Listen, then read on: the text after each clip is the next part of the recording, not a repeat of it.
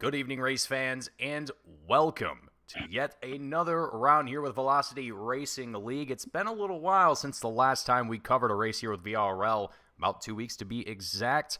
My name is Mason Heimbaugh, joined alongside me, Gareth McAllister, in the booth with me tonight with Team Goon Squad bringing you the action here tonight. 1080p, 60 frames a second. We are here at virtual Darlington Raceway for the Southern 300, which is also a crown jewel race for this season. Yet another crown jewel race that we have. And so far, from what I understand, the 5 drivers that are eligible for today's race: Sean Williams, Nicholas Lovell, Howie Briss, Tony Hilbrens, and Jaden Hopp, going to be the 5 drivers competing for that extra $100 to take home in their pockets here tonight. Gareth, welcome to the booth. It's been a little while since you've been up here in the commentary booth, but glad to have you up here tonight for a wonderful race here with Velocity Racing League as our drivers get themselves ready for qualifying, getting their laps down. Gareth, how are you feeling about tonight, and how are you feeling being back here at Darlington to cover yet another race here with VRL? Yeah, man, I'm feeling good. I'm feeling really good, Mason. First of all, hello. And as we see Smith just going for a little bit of a ride there. Darlington should be a very interesting track. It's the track Too Tough to Tame. It was opened in 1950. That's 72 years ago. Can you believe that? And it's been a long time. I myself have been here once. In real life, was the only NASCAR track that I've ever actually been to so far. And I went here back in 2014 to watch Kevin Harvick absolutely monster his way around and not get a Darlington stripe. I think we'll see a few Darlington stripes on their way in this very asymmetrical, egg-shaped, weird kind of oval in this one. But yeah, I think we should be witnessing a really great race. We've got 21 registered drivers coming out tonight, so it should be a good race coming into the Southern 300 tonight. Absolutely. Couldn't agree with you more there, Gareth. As just noticing here as well, Jaden Hopp, the 81 machine, rocking a different paint scheme around this time. The 81 DeWalt machine, as we now see it making its way down into pit lane. Let's talk a little bit about where drivers are currently putting themselves on the qualifying tower at this moment. Aaron Smith, currently the guy to beat. Not too surprising there. If you've seen any of the previous races throughout this season, Aaron Smith has been a dominant force, coming away with multiple wins, but as he comes through 3 and 4 here, doesn't quite look so dominant this time around. Not sure if he's having a little bit of struggle there in the car, just trying to keep it together, or what the issue might be. I don't know, just might be trying to take things a little bit too quickly here. Already with a 30.10 as his best time. Jaden Hopp just 2/100ths of a second behind him in that second place spot. Ashley Lyle, the 51 driver, another driver we haven't seen here quite a little while. It's great to see her back out here on track, as I twist my words. So, got quite the top 3 to start off tonight's race. And again, as we were looking at the crown jewel drivers, none of them are starting off in that top 3 spot. We do have Nicholas Lovell, though, in that 5th place spot. So he's up there in the top 5. It's still, obviously 300 miles that we're going to be completing here tonight for the Southern 300. So a lot of things can happen, especially here at Darlington. This is one of those racetracks where get a lot of speed built up, a lot of momentum, and with the slight variation that we have here between turn 1 and 2 and 3 and 4, kind of makes things, you really got to pay attention. Got to hit your marks every single time, or you're going to find yourself in a hairy situation. But these drivers have all done extremely well throughout this season. Howie Briss, who currently is leading the season in the championship right now, as he has been for practically the entire season thus far. And after a close battle that we had a few races ago between Nicholas Lovell and Howie Briss, Howie has managed to work his way to nearly 300 points ahead of that second place driver in the championship standing. So Howie Briss has done a phenomenal job this season. Again, not necessarily coming home with wins every single week, but he has come home with consistency. That's the name of the game here. Top 5s, top 10s, you name it, he's been there. Again, maybe not up there on the podium, taking home the checkered flag, but he's still managing to keep himself up there every single race, and able to pull off just an impressive season. Unlike drivers like Aaron Smith, who have had a lot of wins throughout this season, but not quite as strong of a points battle going into this season. But just kind of two different extremes, if you will. But we're going to have a short warm-up session here for the drivers. It'll quickly be waived once race control is ready to get things set in motion here. Gareth, it's going to be a fun one here tonight. Darlington always putting on some great racing, and Velocity Racing League, these drivers, every single one of them, very talented, and frankly, always put on an excellent race here tonight. So I'm excited to see what these guys are going to do. I mean, Aaron Smith, he's had a strong season. Let's see if he's going to keep that momentum up, you know, given that we've had a short break here for the Labor Day weekend that we saw last weekend. With all the things that Aaron Smith has done this season, I mean, I wouldn't be surprised to see him kind of take away another win and add to that win streak that he had. Well, not necessarily a win streak, but the current number of wins that he has right now is actually 9 at this moment, so looking to make that double digits here. But Gareth, let's go ahead and run through our starting grid here tonight. Aaron Smith starting off in row number 1 on the inside in the 70 machine, with Jaden Hopp on the outside in the 81 car. Inside of row 2, Ashley Lyle in the 51 machine.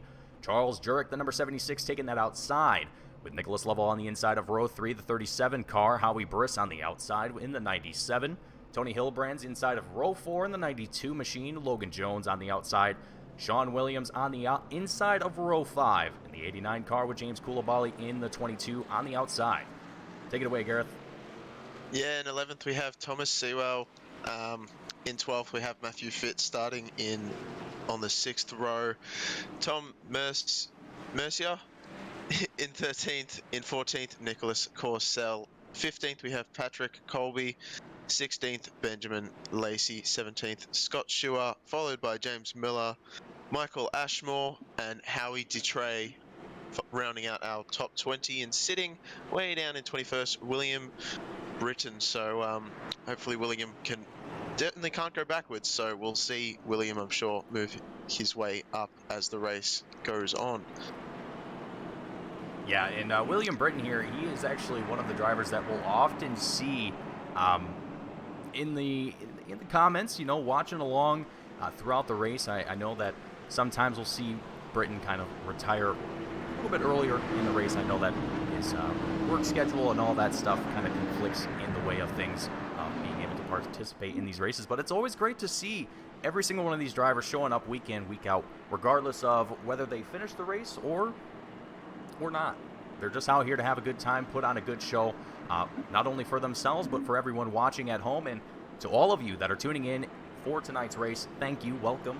Hopefully we are going to see some excellent racing here tonight, as we always do here with Velocity Racing League. Again, my name is Mason Heimball, joined alongside me, Gareth McAllister. For those of you just now tuning in, as we make our way down the back straightaway, the lights are off on the pace truck. Once we come out of turn 4, pace truck will make its dive down into pit lane, and we will go green flag here for the very first time at Darlington. Gareth, why don't you take us to green? All right, Mason, I'll do the honors. Come on, we're going to get you warmed up here, buddy. Oh, yeah, it's been a minute. All right, we see the big Chevy Silverado still leading the field. Hopefully he's going to take a turn at some point here. They usually like to leave it till last minute and take a big dive. So waiting to see as Smith and Hopp line up, getting ready. Field stacking up behind them as here we go. Getting ready.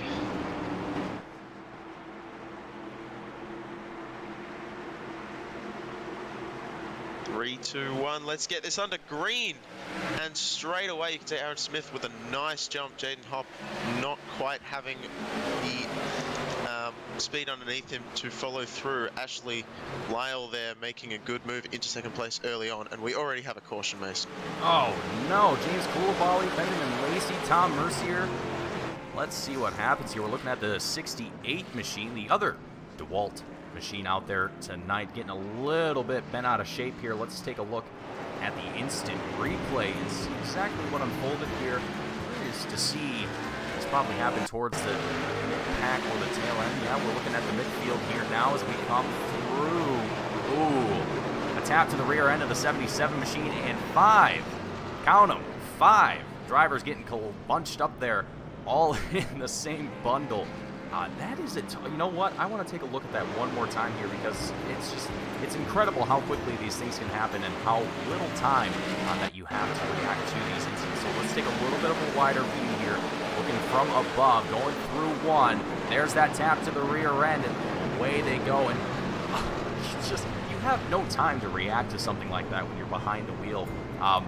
You know, drivers trying to check up, trying to lock up those tires, avoid that incident, not really able to go anywhere. I mean, you're going, let's see, probably 120, 130 miles an hour going into turn one there.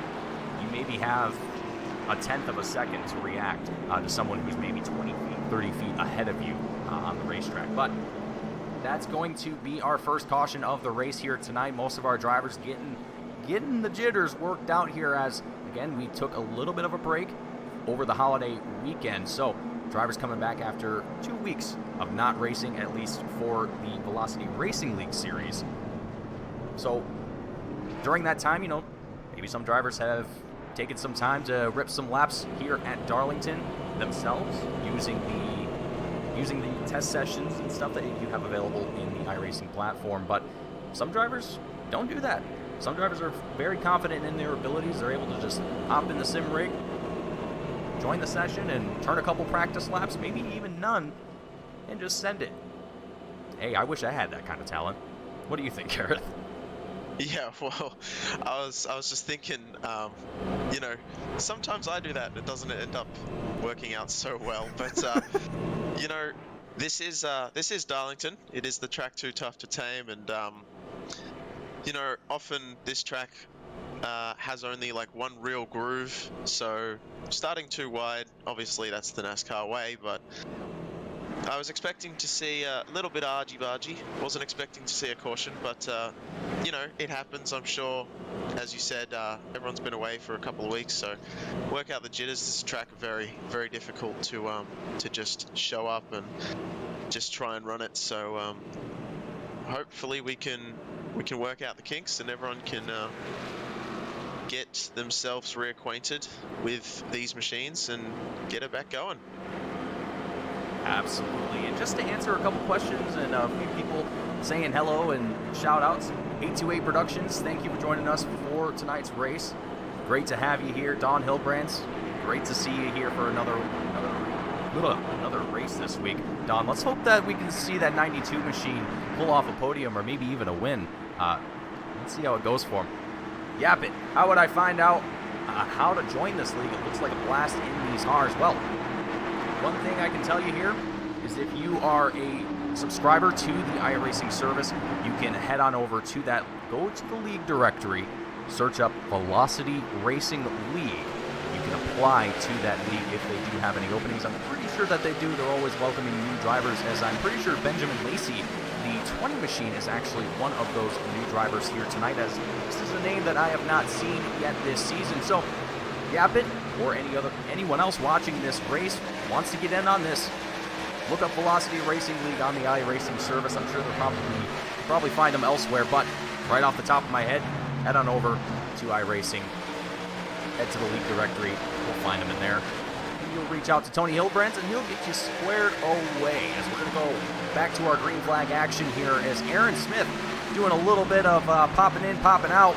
He's still leading this race. Let's hope that he doesn't have too much trouble that we saw in the practice that we had before the beginning of the race here, where he was just getting way up into the wall, grinding it all the way. But right now he seems to be clean and steady. And one thing I want to point out to you viewers at home who may be wondering or noticing, if you look at, well, essentially from Nicholas Lovell on back to Sean Williams, you'll notice the yellow banner and as well as the bumper and diffuser.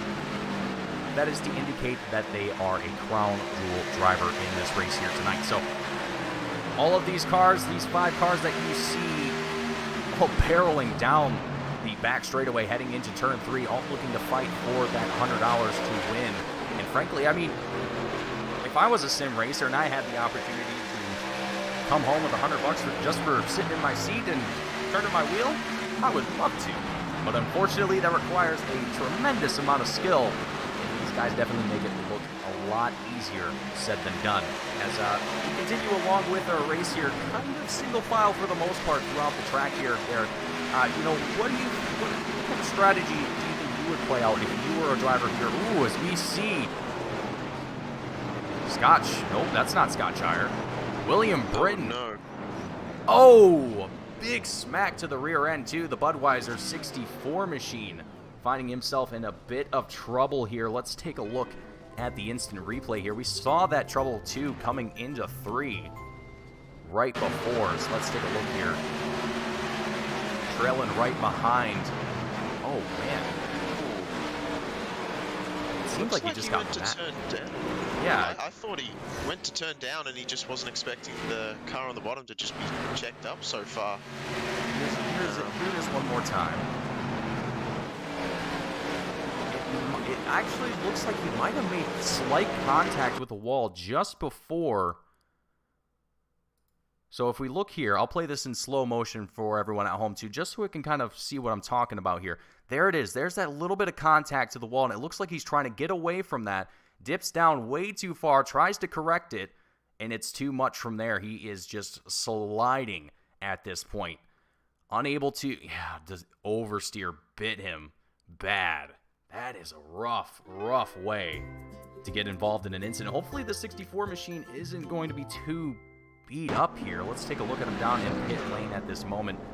I don't know if he's going to say that's the end of this race here tonight or if he's going to continue on here, but down there in pit lane, probably getting some things worked out of that 64 machine. But what a way to start the race here tonight, Garrett. Second caution, only 10 laps in. I mean, hopefully this isn't foreshadowing to the rest of the race here tonight. But I've seen this happen before with these drivers. You know, we have a couple laps in the beginning where drivers just trying to get themselves into the groove of things, and I don't know, at some point, it's just kind of like a snap of a finger, and everyone's just racing green from then on. I don't know what it is, but these guys definitely know what they're doing, more so than I would. Yeah, well, William Britton, that was a hard lick, so he's earned himself his Darlington stripe already, and I'm sure we'll have a few more before the night is over and done with, but yeah, just with these walls, you know, when you're going at these kind of speeds, going, 130, well, probably more than that, 130, 140 mile an hour, anything, really, faster than 100 mile an hour, and you get tagged on these walls, the car just sort of sticks to them, and often at times you can't really get it off while you keep your foot down, which obviously you want to do to stay with the pack, and the only way to get off is to turn a hard left, and that's what it looked like he did, and tried to correct it so as not to get into the 69 machine underneath him of Matthew Fitz, and unfortunately just couldn't keep it underneath him. Went for a spin. Yeah, that looks like William Britton here in the chat already saying, yep, I died. 20 minutes of repairs for me, sadly. Well, William, you gave it your best, and fortunately for you, you still get to watch along with us and enjoy the rest of the race here, as I'm sure that's probably not the best, the best way to watch the races from inside the view of a broken race car. But William, you know, it's tough. It's tough. You know, you get yourself into kind of those sticky situations. I mean, he wasn't even really in a sticky situation. You just kind of sent it a little bit too much into 3 there. Just rubbed the ball just a little bit too much, like you were saying. And once he grabbed onto it, it's like glue. I mean, you're pretty much stuck to it, and once you try and get yourself off of it, you're risking your race car at that point, and I think that's ultimately what we saw for the 64 machine. But you live to race another day, and hopefully we get to see the 64 machine back out on track another race this season, and be able to not see themselves down there in pit lane. That's always a bummer as a driver, getting yourself put out of a race. But lights are off on the pace truck. We're going to go back to green flag here in just a moment.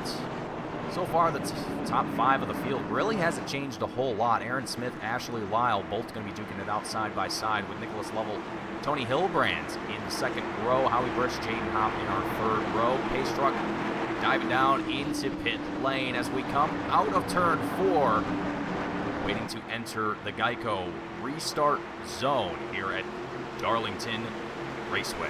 Green flag drops, we're back to racing. Ashley Lyle up on the outside, gonna try and see what she can do as Nicholas Lovell down onto the inside through turn 1. Aaron Smith trying to get himself away from the rest of the field here. It's getting a little bit squirrely though in the mid-pack.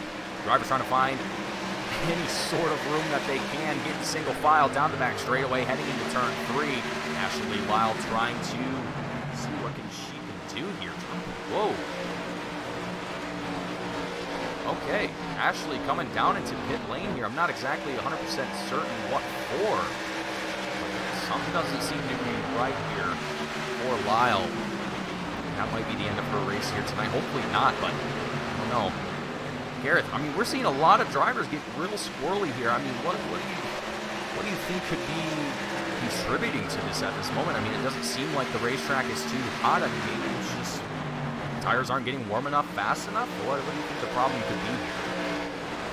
Well, it's definitely a difficult one to decide on, as we see a battle already going on again. 97 and the 9. Harry Briss falling behind James Miller there, but and James Miller with a slide job gets into the wall. Thankfully manages to save it and keep on trucking along. But yeah, it's kind of I'm seeing a lot of sliding, same as you, and I can't really work it out. But I just think I think some of these drivers are giving it too much of a bootful too early on. They just need to settle down, get the cars squared up. As we saw, I think there was a car there just tagged the wall a little bit further back, and yeah, I'm not quite sure. I think that was Tom Mercier there. But yeah, not quite sure what's going on with this one, but it is a very, very difficult track, and as we see another battle for the lead, Aaron Smith and Nicholas Lovell desperate to get into that top spot. Tony Hilbrands has been following him through the whole time as they're up 3 and 4 spots. Our biggest mover of the race so far, though, James Miller in 5th position, up 13 spots. So fantastic drive from him already. And yeah, I'd almost wonder if James will be using his tire up a little bit too much, as Jaden Hopp finds his way falling back a little bit, getting a Darlington stripe on there as well. So definitely an interesting race shaping up already this early into a 220 lap, 300-mile event. Yeah, you know, and that's always kind of the interesting thing that we'll see sometimes is a lot of drivers, they want to kind of turn the gears up, you know, turn the flame up all the way. Really push early on, knowing that there's 220 laps in the race, now just about 200 left in the race here tonight. So, you know, sometimes that aggression in the beginning of a race can work for you. Sometimes, if you know what you're doing, if you're very experienced and you're able to kind of conserve your tires, mainly, and be able to conserve fuel at the same time and still be aggressive. I mean, that's a perfect combo to have, but not everyone is capable of doing it. Sometimes drivers, they're relying more on maybe their short run speed. Maybe they know that their long run is just not going to be what they're looking for. Maybe they're more confident with those short runs and they're able to kind of just, hey, you know what, hey, I'm going to go as quickly as I can. I'm going to try and push as much as I possibly can, as early as I can, and I'll deal with it later, essentially. Doesn't always work, but hey, some guys are able to do it, some guys aren't. We'll just have to wait and see how this goes on right now. As Aaron Smith, I mean, he's still continuing on with this lead. He's still got Nicholas Lovell right there, hot on his heels, as they come out of turn 4 onto the front straightaway. So, I mean, drivers like Aaron Smith, he's been an incredible driver throughout this season, showing just incredible pace. Week in, week out, he's usually almost always up here in the top 3, the top 5, or just generally leading the race as it would stand. But being able to match that, being able to compete with that, it's kind of a double-edged sword. I mean, yes, Nicholas Lovell, for example, he might be able to stay up here with the 70 machine and be able to stay within a quarter of a second of him. But at what cost? being in the draft going to help you a little bit. You're going to be able to save a little bit more fuel, not have to be nearly as aggressive, but you're still pushing just nearly as hard, if not harder in some cases, than the guy ahead of you, in this case, the leader. So lap 22 of 220, you know, you got to start to wonder when the cool down time is going to be for these guys and when they're going to decide, hey, now we've got some time here to get a little bit more comfortable behind the wheel, just turn some laps, get these pit stops through, as we're going to see our fuel window is about 60 to 65 laps. There's 7 sets of tires behind the wall for drivers here tonight, so I could expect to see probably a 4-stop race, maybe.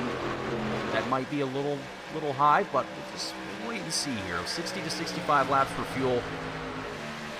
I'm going to say drivers will start coming in probably about lap 55, in that neighborhood, just kind of based on what we've seen in similar tracks like Darlington before. So yeah, I don't know.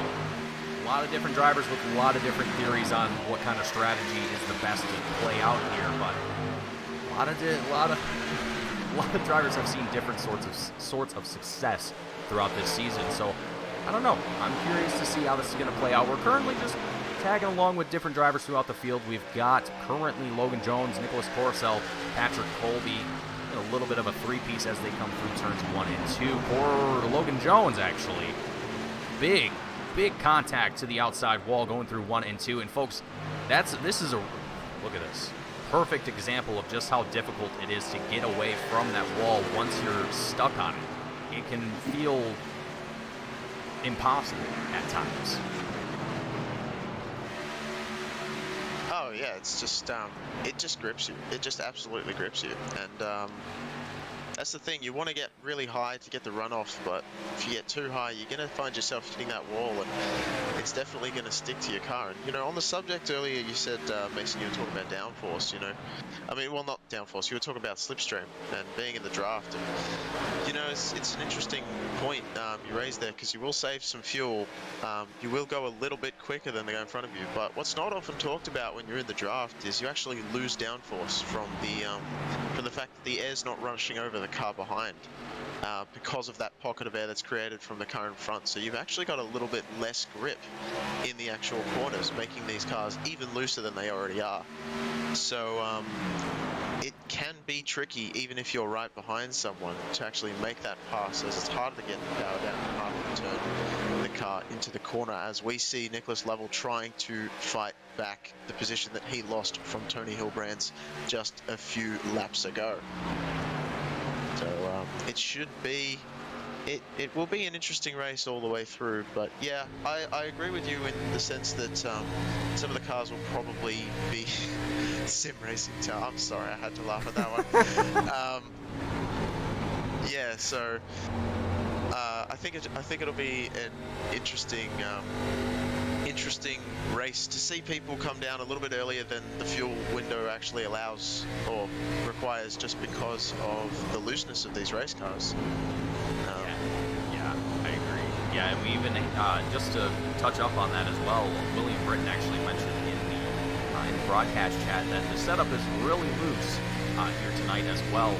For those of you that don't know, Tony Hilbrand is the one responsible for the setups for these races, so he personally goes through, he makes all of the setups for every single race, and so all of these drivers are all competing with similar setups. Now, sometimes, as William Britton is leading to suggest here, is that sometimes they're a little bit loose, sometimes they're just not always in favor of the driver.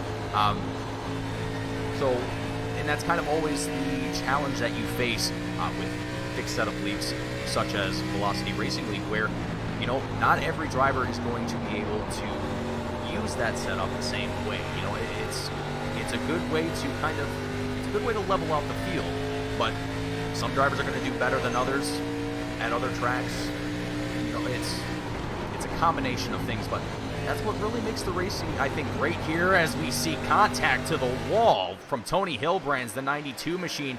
We've even seen contact from the 37 of Nicholas Lovell a few different times here while we were just on board with him.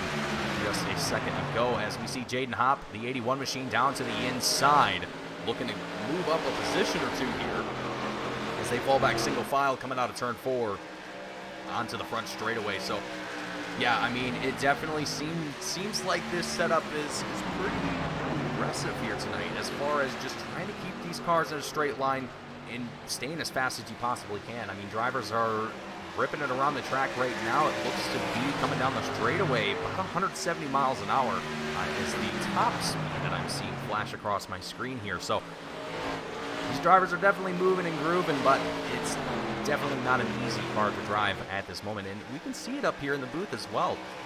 Guys are getting wicked squirrely on some of these exits. So we'll just have to wait and see if that comes to bite anyone in the rear later on in the race. But lap 33 of 220, it's the longest green flag run of the race here tonight, as we have a few drivers already down in pit lane, but they've been down there for a while, I'm assuming because of damage to the race car in some way, shape, or form.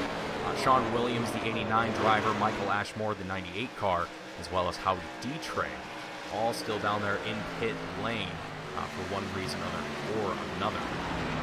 And as we get a little bit closer to our predicted pit window here, you know, Aaron Smith, he's already worked his way up about 2.25 seconds between himself and second place Tony Hilbrand. So, you know, if you were Tony Hilbrand, if you're Nicholas Lovell, pretty much the only thing going to be in your mind at this point is going to be, how can I track this guy down?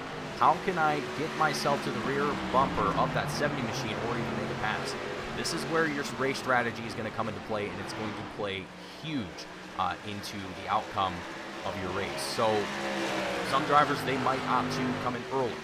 They might choose to come in 2-3 laps before the leader does. Now, you can't exactly read the mind of the driver ahead of you, as much as some guys would probably like that.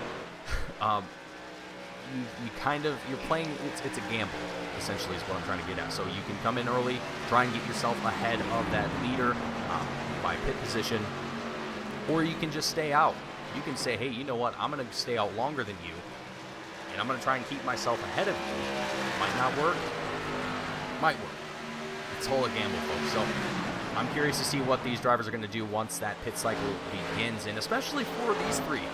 These three drivers right here on our screens currently, Hilbrands, Lovell, and Hopp, all three of them competing for the crown jewel here tonight, $100 for the prize. And so far this season, none of the crown jewel drivers have won a race yet. A crown jewel race. Not won a race, but won a crown jewel race. So no one has been able to take home that extra $100. Let's see if that changes here tonight. If, and only if, someone can track down the leader, the lean yellow machine number 70. I was trying to make a joke there, but it didn't work out. Oh boy, not quite the lean green machine, but the yeah, nah.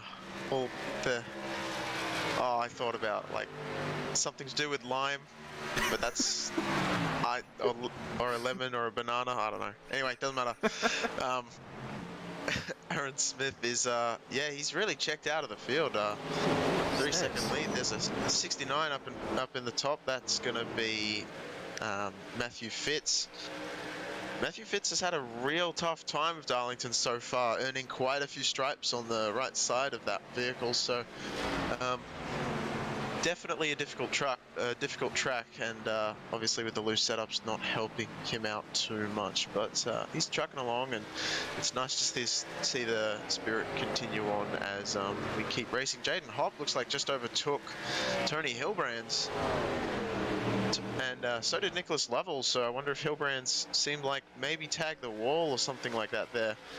And this battle between the three of them would be absolutely, I mean, it already is fantastic, but it'd be that much better if Aaron Smith wouldn't be there up front spoiling this party. But you never know how it can work out towards the end. We could get a late race caution. Aaron Smith could be involved with a lapped car. I don't want to say it. I've already said it, but I don't want to imply that it will happen, because I don't want it to happen, but you never know, you know, like it's always good to just keep, even if you're several laps down, just keep churning some laps out. You never know where you'll end up towards the end of the race. So, but this has definitely been the battle to watch between these three, as you say, with the crown jewel and everything at stake.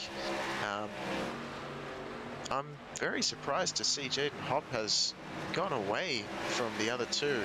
As we check back with James Miller now, James Miller did put on a clinic early on in this race, so we'll hopefully see him make his way back up to the front. I think that's the difference between new and old tires right there, as I'm pretty sure the 89 machine has come down Sean Williams, so he's on a slightly different strategy to any of the other cars ahead of him, especially with that crown jewel.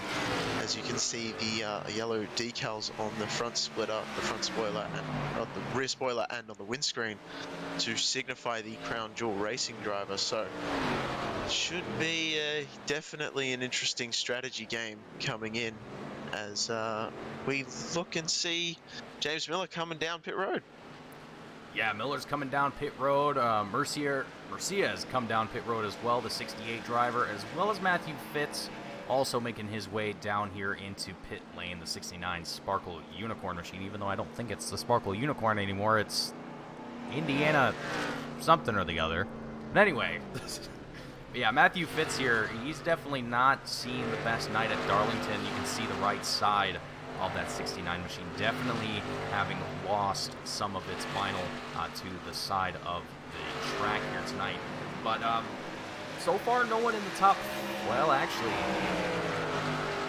okay, no one in the top 5 has come down pit road yet, at least under green flag conditions here. Benjamin Lacy, currently in that 5th place spot, he came through pit lane under the yellow flag that we saw opening lap of the race here. But otherwise, the top 4, we'll call it, have not come down into pit lane yet. And Aaron Smith nearly 4 seconds separating himself and Jaden Hopp. And Jaden Hopp here, like you mentioned, Garrett, he's almost driven away from 3rd place driver Nicholas Lovell here as well, with 2 seconds now separating the 2nd and 3rd place spots here. Let's take a look at the track map here as well, just so you can, just so you folks at home can kind of get a better picture, better idea of where all of our drivers are on the racetrack here at this moment. So you can see that 70 machine just now making his way through turn 1 there, and look at the distance between himself and Jaden Hopp, the 81 machine, just now making his way out of turn 2 onto the back straightaway. So, I mean, I don't know what it is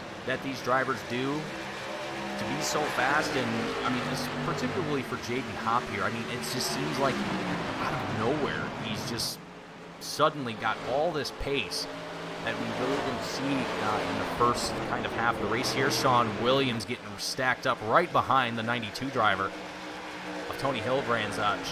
Sean Williams here as well got himself involved in that wreck earlier in the race.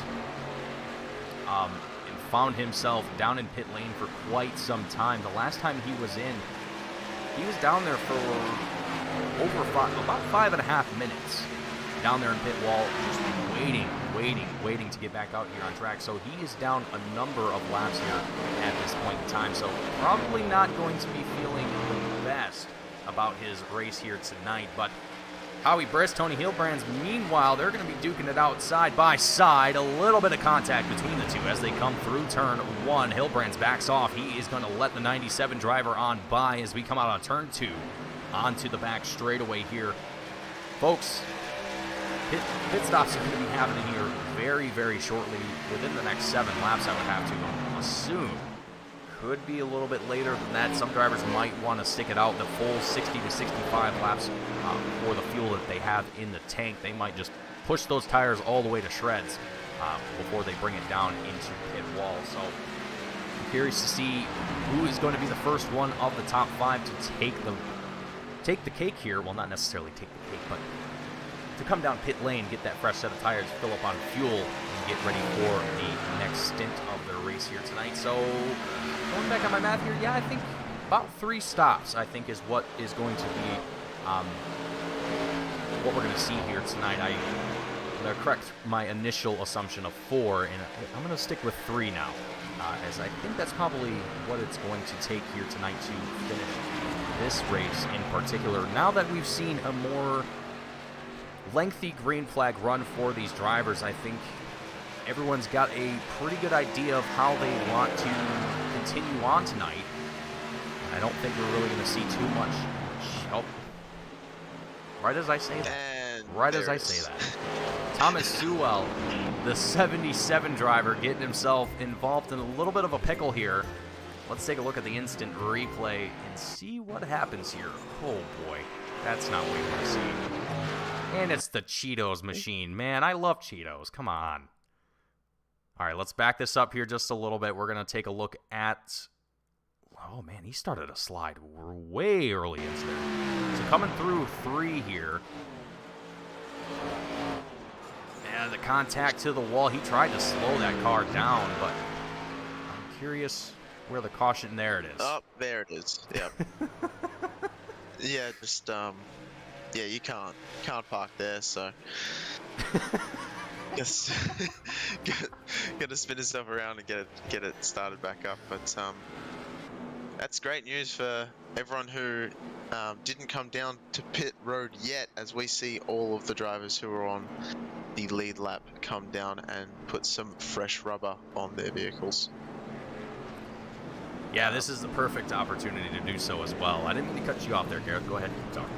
No, that's perfectly fine. We had Dawn Hillbrands in the chat in the spectator area just telling us that we should have called Smith the Mellow Yellow Machine, and you know what? I couldn't agree more, because I was trying to think of something for so long, and I'm glad Dawn was in there to help me out because I was struggling. Yep, Dawn is always a great person to have in the chat. She's always a great person to kind of occasionally look and kind of have a little one-on-one with every now and then. Not necessarily one-on-one, but all the viewers that join in for the VRL broadcast are always a great bunch of people. Always love to see them week in, week out. It's really just great to see the amount of support that the VRL league receives. It's really great to see, you know, this small community of people come together and just share a passion for racing. I mean, even if it's virtual, even if it's real life, it's all the same in the eyes of, well, in the eyes of us, I should say, but maybe not everyone. But point being here, we all love to do this. We all love to be here. I know I love to be here. I don't know about you, Gareth. Do you like to be here? I love being here, man. Whether it's in the booth or in the car, I love racing. I love being here. I love NASCAR. Yeah, I love what I do. I love whatever I'm doing. If it involves a car, I'm there. I will say we've got a chat question here saying, what's VRL's policy on intentional contact? And you're more familiar than I am with VRL and some of the I guess policies and rules regarding, but I believe that it's fairly strict on not having intentional contact, which makes perfect sense for me. I mean, no one wants to see that, so yeah, no. Yeah, VRL is surprisingly this season, I don't think I have seen. Well, I take that back. We've seen a couple scuffles here and there between some drivers, but I don't think we haven't seen an outright blatant attempt to just wreck someone just to wreck them. You know, there's definitely been a couple cases where, you know, drivers are they're racing for the win.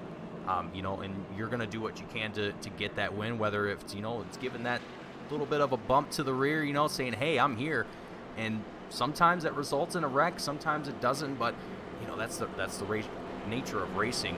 But as far as just getting into the side of someone or just spinning them out just because you feel like it and it's funny, no, that definitely does not happen here. It's, you know, everyone is here because they want to race, they want to compete, and frankly, if we did see anything like that, I don't think we would be here, folks, to be completely honest. So with that out of the way, I mean, Yap it if you are a little hesitant, or if you're maybe not too sure. I can give you my word that you'll have a good time here.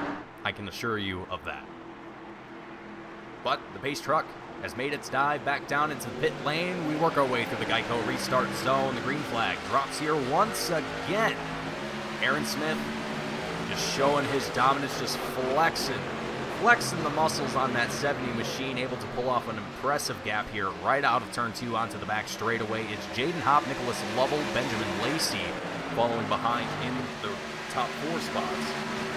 As Jaden Hopp here making a move. Yeah, Lacy making a move down onto the inside, carried away. Sorry, I just saw that. I was like, oh, Lacy's making a move on Lovell, not able to make it stick though on the inside. Very hard to pass here, as we've said multiple times. I'm actually really interested, more than anything else at the moment, actually, with Jaden Hopp, because with Jaden Hopp, because he had a very good long run car, as we saw. Like, he started pulling away from the other drivers. So as Aaron Smith checks up, and Hopp and Lovell had to check up with him, and yeah, the field is really stacked up now. The top 7 or so just really one behind the other. Look at that train. It's beautiful. Hopp a little bit higher than the rest of them.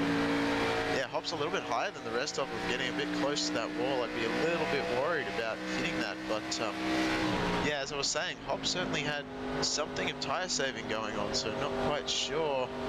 And I wonder if Aaron Smith is trying to tyre save himself, as he looks like he's definitely backing up a little bit more than Hopp wants to see in that DeWalt 81 machine. So definitely giving a bit of a sniff to the driver in front, and yeah, quite the train developing. The top 5 all in a line.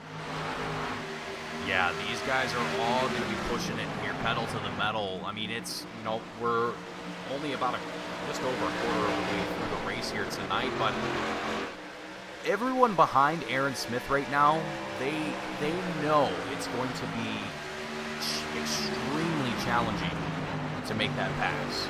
Aaron Smith is going to put up every bit of defense he possibly can in order to retain this lead. Now, he's not going to be, out there throwing all kinds of crazy blocks or anything, but he's just going to be in your way.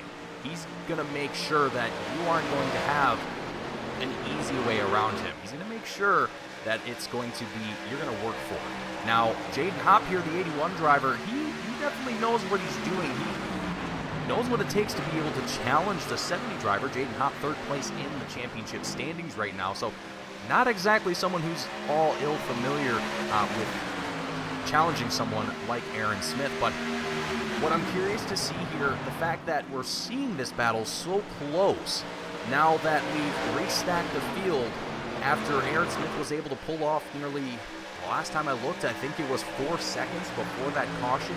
I mean, he was out there just chilling all by himself. I mean, he was just turning laps. It was a Sunday cruise for Aaron Smith there before that caution. But now he's got the 81, he's got the 37 right there in his rear view.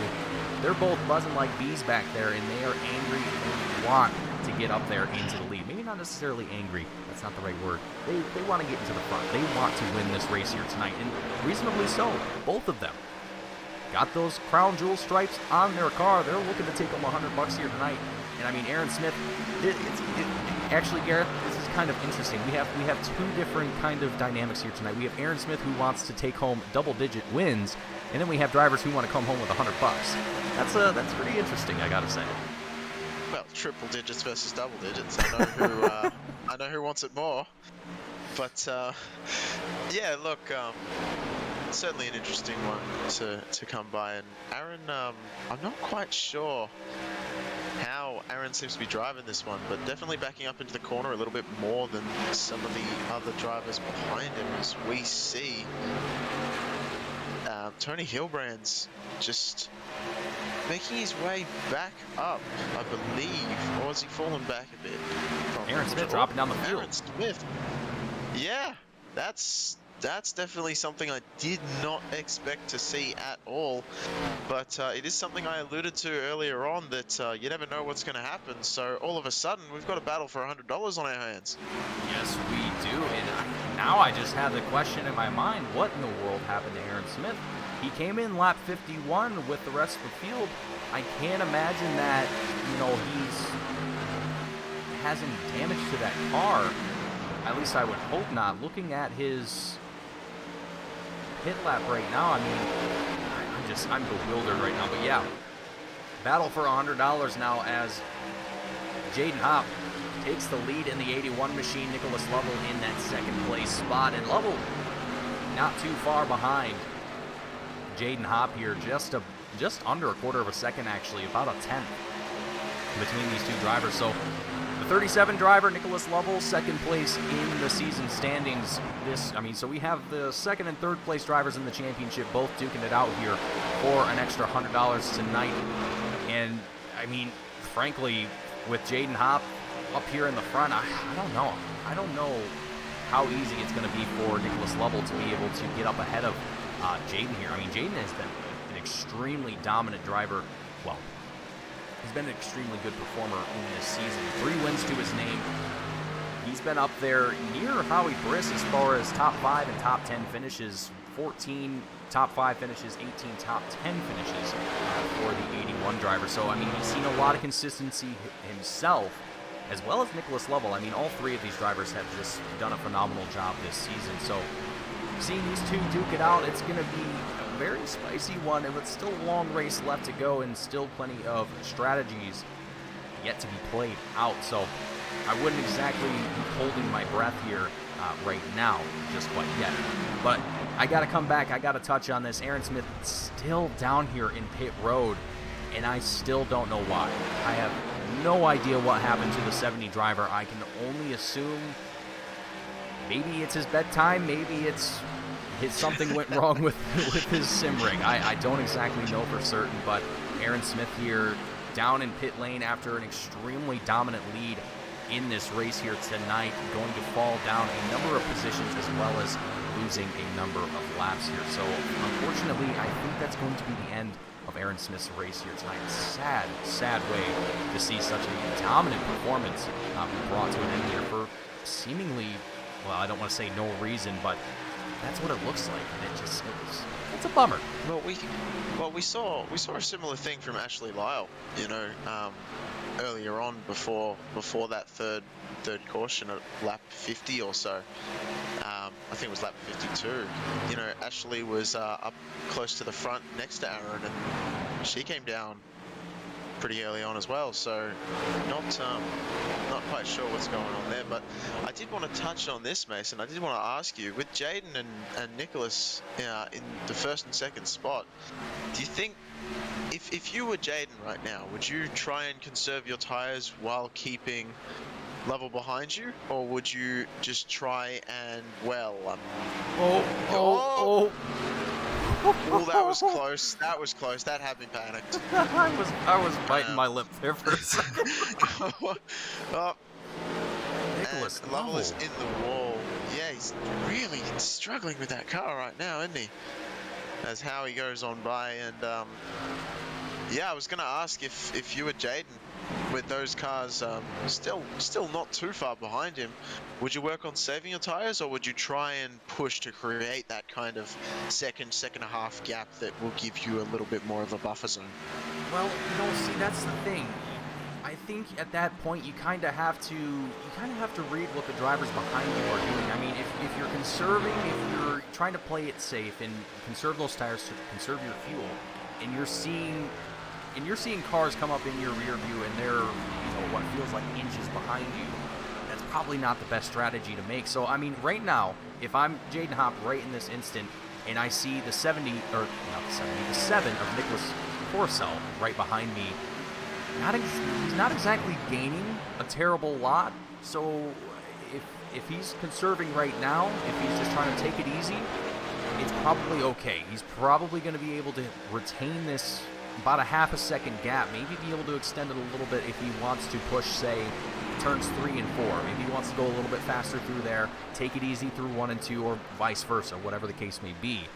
I've seen drivers take that same strategy as well. You know, they're sitting there thinking to themselves, okay, I know that I'm faster in these 2 turns, and I know that the driver behind me is slow in these 2 turns, so I'm going to try and utilize that to my advantage. So it's a lot of just trying to keep an eye on what the guy behind you is doing, what kind of pace is he setting, and maybe if some drivers will have a crew chief available to them, they'll be able to kind of talk with their crew chief and get more information about what the driver behind them is doing, if they're gaining, if they're losing in pace, whatever the case may be. So a lot of different things that drivers can utilize to their advantage, but I think ultimately for Jaden Hopp here, it's just going to be making sure that you're not letting that 7 get too terribly close here and be able to challenge you for that lead. So I want to take a moment here. I want to ride on board with, we're not going to ride on board with the leader. We'll go ride on board here with Benjamin Lacy in the number 20 machine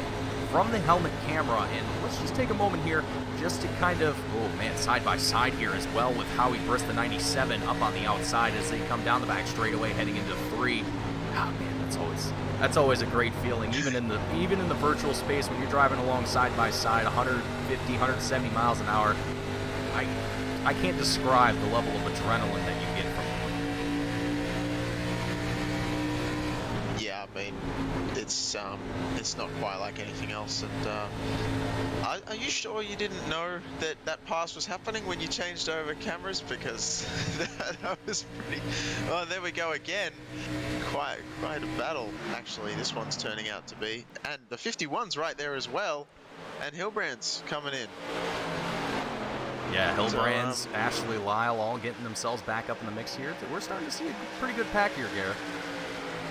Yeah, Briss looked like didn't enjoy the outside line on that one, which is interesting because it seems like the outside is the go. Although the line here is very much a 1-car line. So as we see another attempted pass, Hilbrand's over Briss. And looks like that's going to work itself out. Pretty self-explanatory. No, maybe not. No, it does. And Briss backs out of it, not trying to get into the wall either. As the 09 machine goes past as well, James Miller. Now Miller's down a couple laps, so not sure what happened there, but. I think I missed that one, but yeah, I was really rooting for Miller. I got to be honest. After that charge through the field early on, I was thinking, right, could be Miller's upset for all these crown jewel drivers, but I missed what happened here. But anyway, as we go back up towards the front, I reckon, or maybe we'll stick here because James is looking like he might have a go at Hilbrand's as well, or maybe not. This is yeah, it's just such a tough track to pass. I can't stress it enough that there's basically one groove, and the ovals, it's not even like even though it's an egg-shaped oval, it's not so much an oval as it is like an entry and an exit point, because like turns 1 and 2, I found, as you can see, that the cars basically, they enter really low, they go all the way up to the wall, and then they come back down onto close to the apron again for the exit in 1 and 2. So, and 3 and 4 are completely different, and they're just they're much smaller sides. So definitely a tough track to pass, no matter where you are and no matter how good you are out here in Darlington. Yeah, it definitely challenges. I think every driver that comes to Darlington. Even racing Darlington myself a few different times, it's just because you're taking the wrong line. That's all it takes. But Charles Jurek here, the 76 machine, making his way down into pit lane here. A little bit of an early pit stop here for the 76 machine. Not exactly certain if it's for just tire and fuel, or if he is some damage to that 76 machine. I'm not entirely too sure here. We've definitely seen a few drivers that have called it a night here. Definitely weren't having the best night here. It looks like Tom Mercia, Thomas Sewell, Howie Dietrich, Aaron Smith, possibly Charles Jurek have all retired from the race here tonight. So, and as we've seen throughout the race here already, I mean, we've seen a lot of drivers real squirrely out of these exits, going into the turns as well, just trying to get themselves slowed down enough to be able to make the turn. Yeah, definitely not an easy car to drive here tonight for the field, but everyone else that's still out here on the racetrack is fighting for positions, trying to work up as many spots as they possibly can here, kind of preparing themselves for the next pit stop here, which once that happens here, now I gotta kind of rework my math here a little bit, because we came in, I would assume, earlier than what these drivers were expecting for a green flag pit stop. Lap 51 was the first time that any of these drivers, or at least drivers that haven't pitted yet, came down into the pits under that yellow flag. So just about 10 or so laps short of what we were expecting here for drivers to make their way down into pits under green. So with that in mind, about 60 laps, probably lap 110, I would assume. Lap 110, 100, 110, probably somewhere in that neighborhood. I'm just spitting numbers out at this point. That's assuming they go a full fuel run as well. Yes, exactly. So, like we mentioned a little bit earlier in the broadcast, we were expecting about 60 to 65 laps with a full tank of gas. So, just kind of figuring in a little bit of rough math here. I think about lap 110 is when we'll see drivers stick it back down. Ooh, whoa! William Britton? Oh, boy. Okay, that is stuck on the... I've never seen that. He got himself all into the barriers there, trying to make his way down into pit lane here, it looks like. Down on the apron. Very tough entry. It's about midway through the corner when you got to enter it. Oh! That's a hard lick. Lucky the car didn't roll over. But, ooh. That's a tough... I mean, it didn't even seem like he was going that fast through pit road either. I mean, it seemed like he was pretty well set up to be able to make it safely, but it just bit him right in the rear. And I know I've heard it before. Places like here, for example, Darlington, Bristol, I know also has a pretty gnarly pit road entry. I'm trying to think of another track that does as well. I want to say North Wilkesboro, but that's a little bit different than what we're seeing here tonight. But anyway, point being, definitely a pit road that you want to practice. You don't really hear that too often. Well, actually, I take that back. You'll hear that a lot in a variety of iRacing leagues. Practice your pit stops, because you don't want to put yourself into a 200, into a 300 lap race, not having gone through pit road at all and trying to make a pit stop under green flag. Let me tell you, it's not going to go the way that you expect it to. So, go ahead. I mean, also with pit road being only 45 miles an hour, that's like, you got to slow down a lot to be able to make it. And with such an awkward entry, that's probably why we saw what we did. Really, it's very hard to stop under green. And these vehicles, the brakes are so small and the cars are so heavy that they take quite a bit to slow down. And there's a fine line between slowing down while cornering and making it nice and gentle, and going for a little bit of a 360 you didn't want to do. So yeah, certainly. But you know, if you're going from, like you said, 150, 170 miles an hour down to 45 for pit entry, that's a ridiculous pace difference, and that's why we saw what we saw. Yeah, and it looks like here as well, William chiming in the broadcast chat, he said nope, was trying to stay out of the leader's way. So I think he was trying to go down to the bottom of the track to keep out of the way of everyone on the lead lap. And man, just the difference in temperature of that lower side of the track, the apron, the entry of pit road, if you will, compared to that of the actual racing surface. I mean, you don't necessarily think about that too much, especially if you're not a driver yourself, if you've never done sim racing or anything like that before. Temperature on the racetrack and your tires can play a huge role in how your car handles, especially as you're trying to transition from the hot track to the cold track, as I'll call it here, just for example's sake. The amount of traction that you get going from a hot track to a cold track, it's basically like going from asphalt to glass, if you want to kind of think of it like that. So very challenging, very difficult. Drivers have to be on their A game when they make that pit road entry. So folks, it has been 90 laps of the Southern 300 here for the 2022 Velocity Racing League Cup Series. Fourth caution of the race here, lap 90 of 220. As we prepare ourselves to go back to green flag, we're coming down the back straightaway with Jaden Hopp, Benjamin Lacy in the front row, Tony Hilbrands and Nicholas Lovell in the second row, Scott Shire, Howie Briss in our third row here tonight. So, as we come down the back straightaway, getting ourselves ready for the pace truck to make its dive back down into pit road. And taking a look just briefly at last week's race results.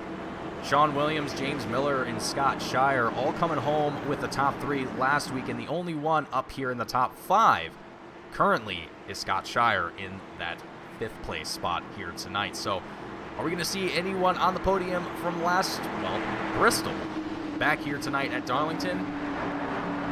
About, 130 laps before we find out. As we prepare to go back to green flag racing through the Geico restart zone, the green flag drops, and Jaden Hopp here starting up on the outside. Gives himself a nice, comfortable gap between himself and the rest of the field. It's going to be Benjamin Lacy, Tony Hilbrands duking it out side by side, coming out of turn 2 onto the back straightaway. Benjamin Lacy coming out on top of this battle, pushing his way into second place. And Lacy here, the first time that we've seen the 20 machine out here with Velocity Racing League, at least in my time here covering this season. He's worked his way up 14 spots already tonight, Gareth, and he is holding on to this second place spot so far pretty well, I gotta say. So, I mean, are we potentially seeing a new face here in the Velocity Racing League Cup Series? Are we seeing a new challenger, a challenger approaches, if you will? I'm just imagining some anyway. So a new foe has appeared in the form of Benjamin Lacy, and he's definitely been clicking off lap times that are very, very quick. Only 1/100th of a second actually that time by, slower than Jaden Hopp himself out front. So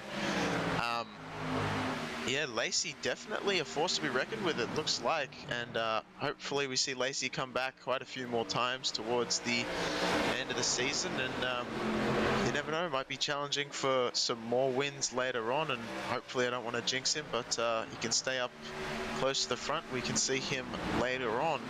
Always great to see new faces coming in to any league regardless, and great to see them do well, because that promotes them to stick around a little bit more, and they want to do a bit better and have some more fun. And we've been seeing that tonight with Benjamin, and just in general with the competition. Like, a lot of people seem like, even though these cars are a bit tough to handle, I'm sure they're having a blast behind the wheel. As Tony Hilbrands is certainly making his way towards Benjamin Lacy, with Nicholas Lovell in tow, so certainly something to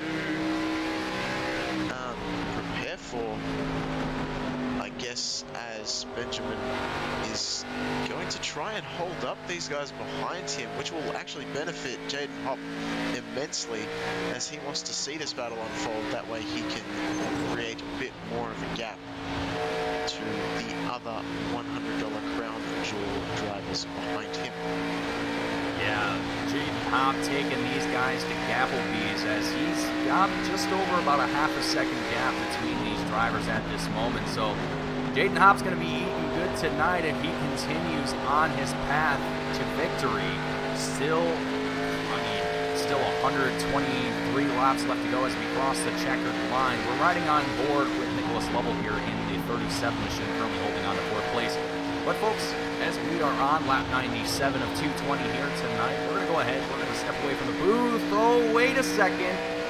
Okay, I had to double check that there for a second to make sure that we weren't going to cut right as soon as something spicy was going to happen. But here's Benjamin Lacy getting himself back together here, taking that 4th place spot after a little bit of a tense moment there in the 20 machine. He's okay. He's okay. He's fine. Just a little white knuckle on the wheel. It's fine. He's all good. A little sweaty. Great save though. So, folks, we're gonna go ahead. We're gonna step away from the booth here for just a short minute. We're gonna take a commercial break, and when we come back, we will have more coverage of the Southern 300 here for the 2022 Velocity Racing League Cup Series. Don't go anywhere. Stay tuned. We'll be back for more iRacing right here on Team Dune Squad.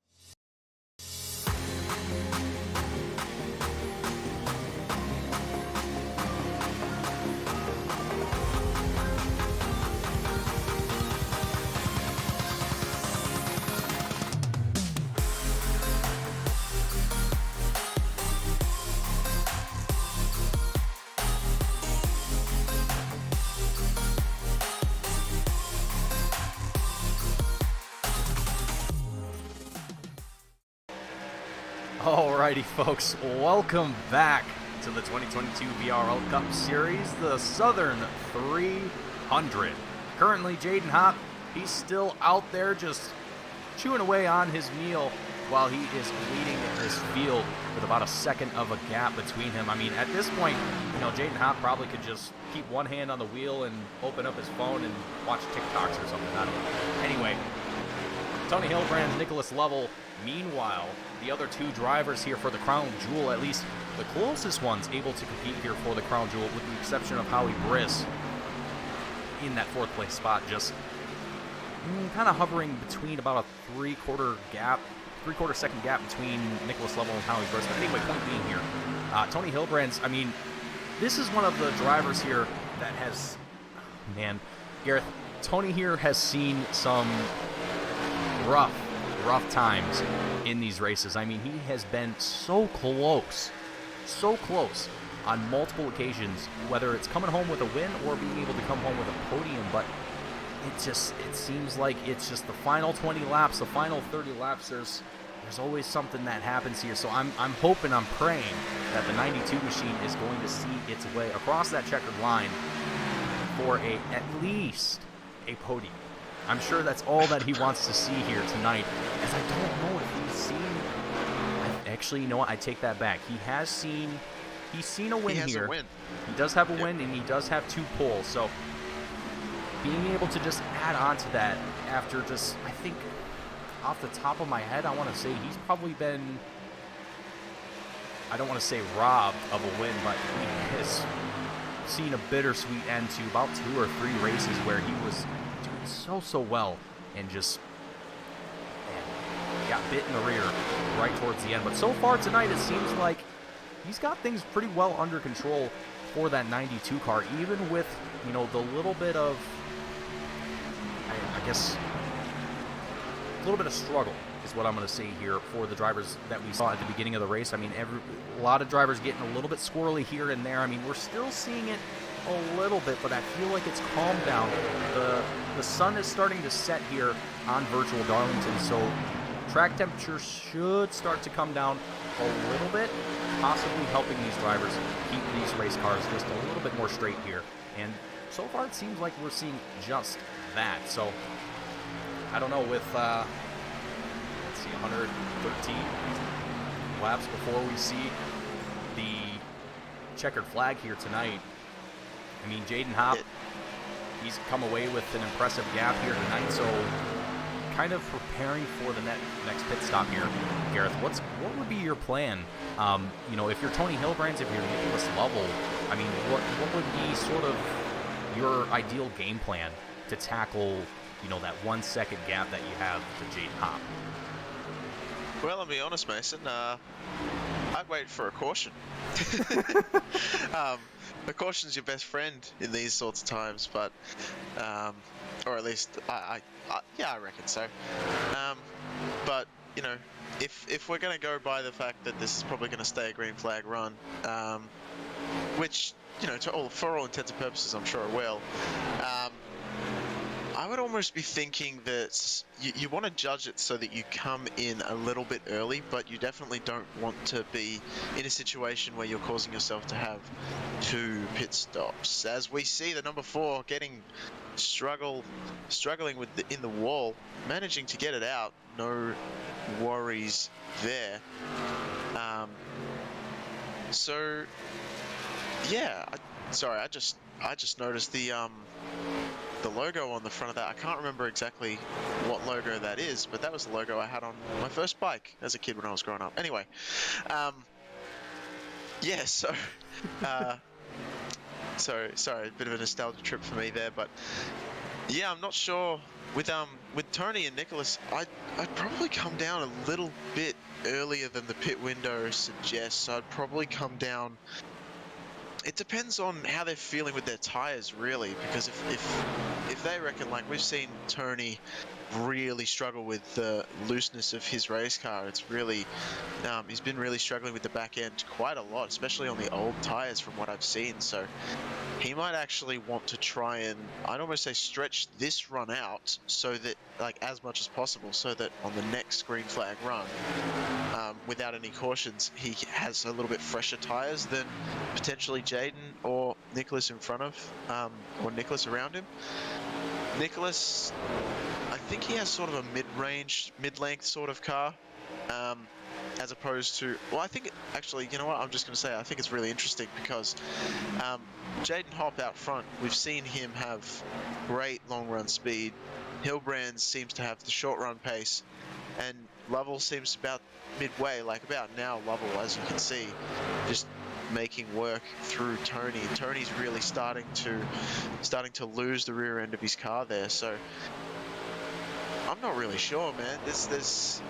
It'll be crazy that door to door with Briss. That was very close, but yeah, it should be a very interesting race depending on how it all works out. I mean, if Tony gets a late race caution with about 10 to go, he might actually be the strongest one in the field to take it home. So yeah, I kind of agree with you there, Gareth. You know, we've seen Tony before in previous races where, you know, we've seen that late race caution come out, and he's been up there in the top 3, top 5, and he's been able to really show his short run speed and show the dominance of that 92 before. And I don't know. I think it's going to be interesting to see how this kind of plays out, because let me see here. So the drivers all came in lap 87, lap 88. So if we're going off of our guesstimations here, Gareth, if we're about 50 to 60 laps is when we're guessing drivers coming down through pit lane. So the next time we come in, I mean, this is kind of a weird window. So if we go green all the way until this next pit stop, it'll be about lap 160. Now, if they decide to come in at that point, the next stint will essentially be about 70 laps. So with that in mind, did I say 160? I meant 150. So with that in mind, I'm almost kind of wondering here if we're going to see any of these guys really try and extend this run here by a few laps more to be able to kind of make this a three-stop race, as so far that's kind of where the trend has been heading. At least it was, but since we've had these 2 cautions come out kind of right before the window for pit entry, I don't know. This kind of shakes things up here just a little bit. We may see a 4-stop from some drivers, but I'm going to go out on a whim here, and I'm going to assume that we're not going to see anyone stick it out that much, unless they're kind of trailing along towards the tail end of the field, maybe mid-pack. They might try and just get an extra set of tires and fuel because they'll be a little bit faster. But for these guys up here in the top 5, about top 5, I don't think we're going to see, at least I would assume not, I don't think we're going to see a 4-stop run from any of these guys. So I don't know here, Garrett. This is going to get real spicy here real fast. And for, Nicholas Lovell, he's starting to build up a little bit of a gap, but get this. Jaden Hopp, he's right there where Aaron Smith was, 60 laps ago, leading the field with 3 seconds of a gap.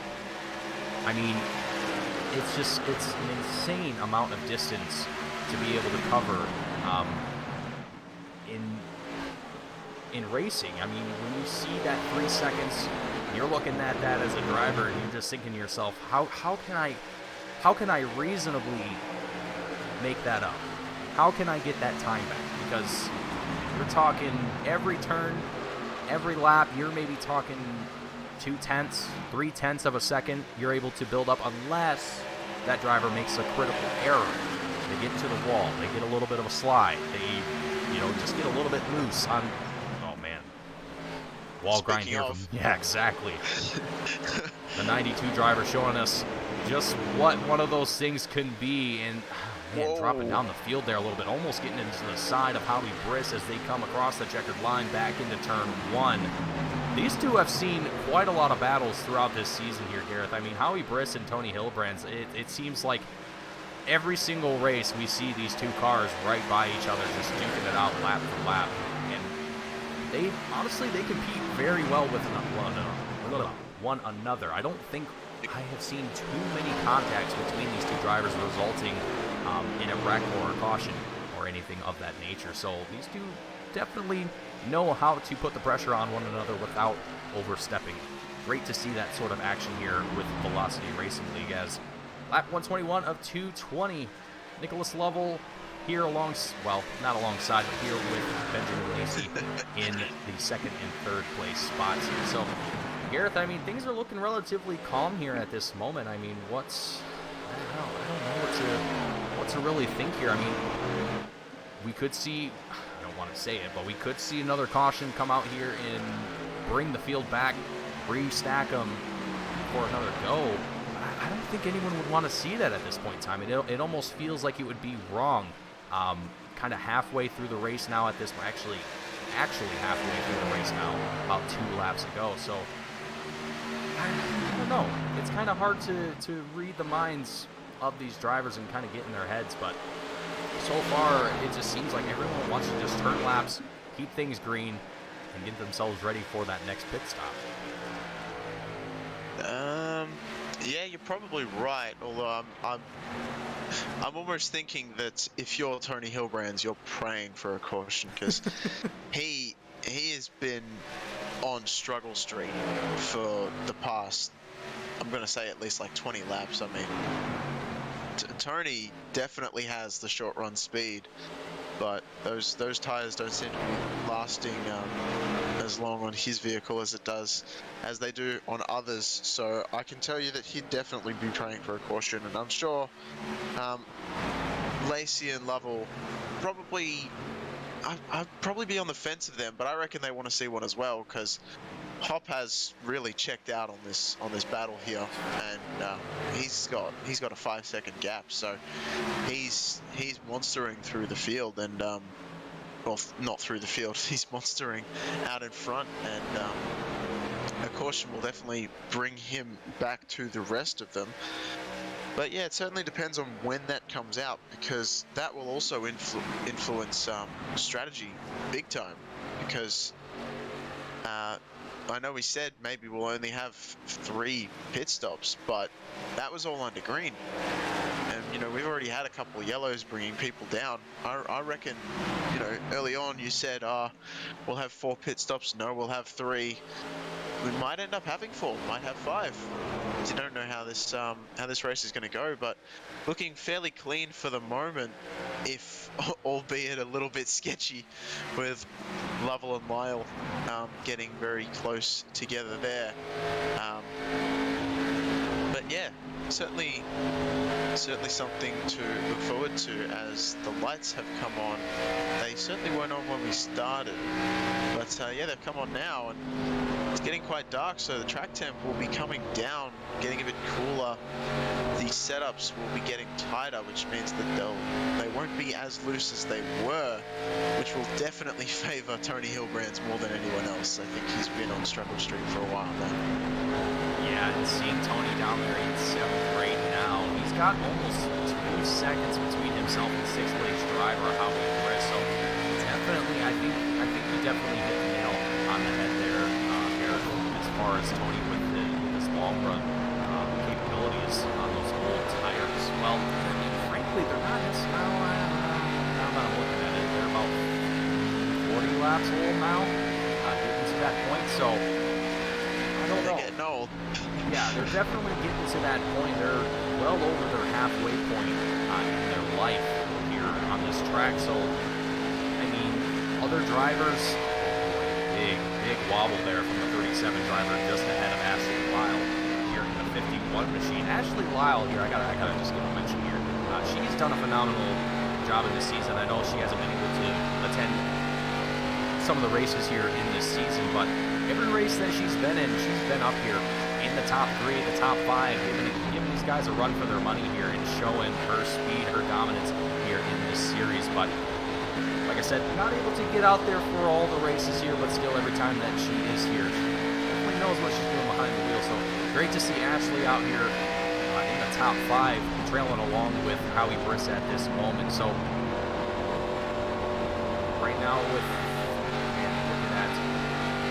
looking at Jaden Hopp, just seeing that gap just increase every single turn he takes. It seems like the last time I looked at it, he was like 4.5 seconds. Now he's 5.5 seconds away from Benjamin Lacy. So yeah, I think, Garrett, you might have been right there. I think a lot of these guys might be hoping for that caution to come out here, because you can't recover that kind of pace.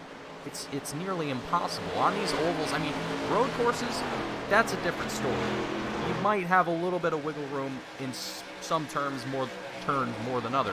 Here on ovals, oh man, it's basically just like watching a sailboat just float away from you. You're done. That's pretty much all you can say about that, unless you see that caution come out, or you've got some crazy wicked strategies up your sleeve that, you know, hey, I'm going to take an extreme undercut here. I'm going to come in 10 laps early for whatever reason, even though that would probably be a bad idea at this point in the race. But just for example's sake, let's say you take that extreme undercut. You're going to come in super early, and you'll try and place yourself ahead of the drivers that come through pit road a little bit later. Unfortunately for that situation, though, you are going to be fighting older tires a lot sooner than the rest of the field. So when it comes down to it, when it comes down to those final 5 laps, final 10 laps, you are going to be struggling for pace while everyone else is still just flicking off laps, just having a normal race. But with all, let's just ignore that for a little bit, because there's still a long race left to turn here. And Ashley Lyle, she's on the move. She worked her way past Nicholas Lovell there in the 37 machine, and it seems like Lovell here struggle busting a little bit with that 37 car, trying to keep it in a straight line. And look who we see back here on the racetrack, the 70 machine of Aaron Smith, great to see the mean, lean yellow banana back out here on the racetrack. I thought you'd like that. Aaron Smith. It just gets worse. But yeah, Aaron. That's awesome. I mean, Aaron here, he had such an incredible start to tonight's race. And I mean, the fact that he's still out here turning laps, he is down, 46 laps. 46? 46 laps. For the next driver. And he's just out here turning laps, man. He just wants to have fun and still finish the race here tonight. Even despite whatever issues he may have had, I still don't know what was wrong with the 70 car. But hey, you know what? It happens. Take it as. Good to see him back. Yeah, exactly. It's always great to see drivers make their way back out onto the track, even if they know that it's pretty much a donezo race for them. They're just out there to have fun. So anyway, anyhow, I mean, for Aaron Smith, it's just a matter of just coming across the checkered line in one piece. But for Jaden Hopp, it's a matter of Gareth, the last time that I talked about Jaden, which was literally like a minute ago, remember how I said he was 5.5 seconds? Now he's 6.5 seconds. What is in this car? Well, like I said to you, Jaden has found something. His car is definitely set up for the long run, but you can see that just as he goes around. You can see that his vehicle is much more. I don't know if it's how smooth he is, or if it's the line he's taking, or what it is, or if it's a combination of everything. But you can see. Look, you can just see on the exit, like his car is so much more planted than anyone else in the field, and it just seems that somehow he's not losing the rear end even on tires 50 laps old. I mean, it's pretty incredible to me that you can keep going round at that kind of pace.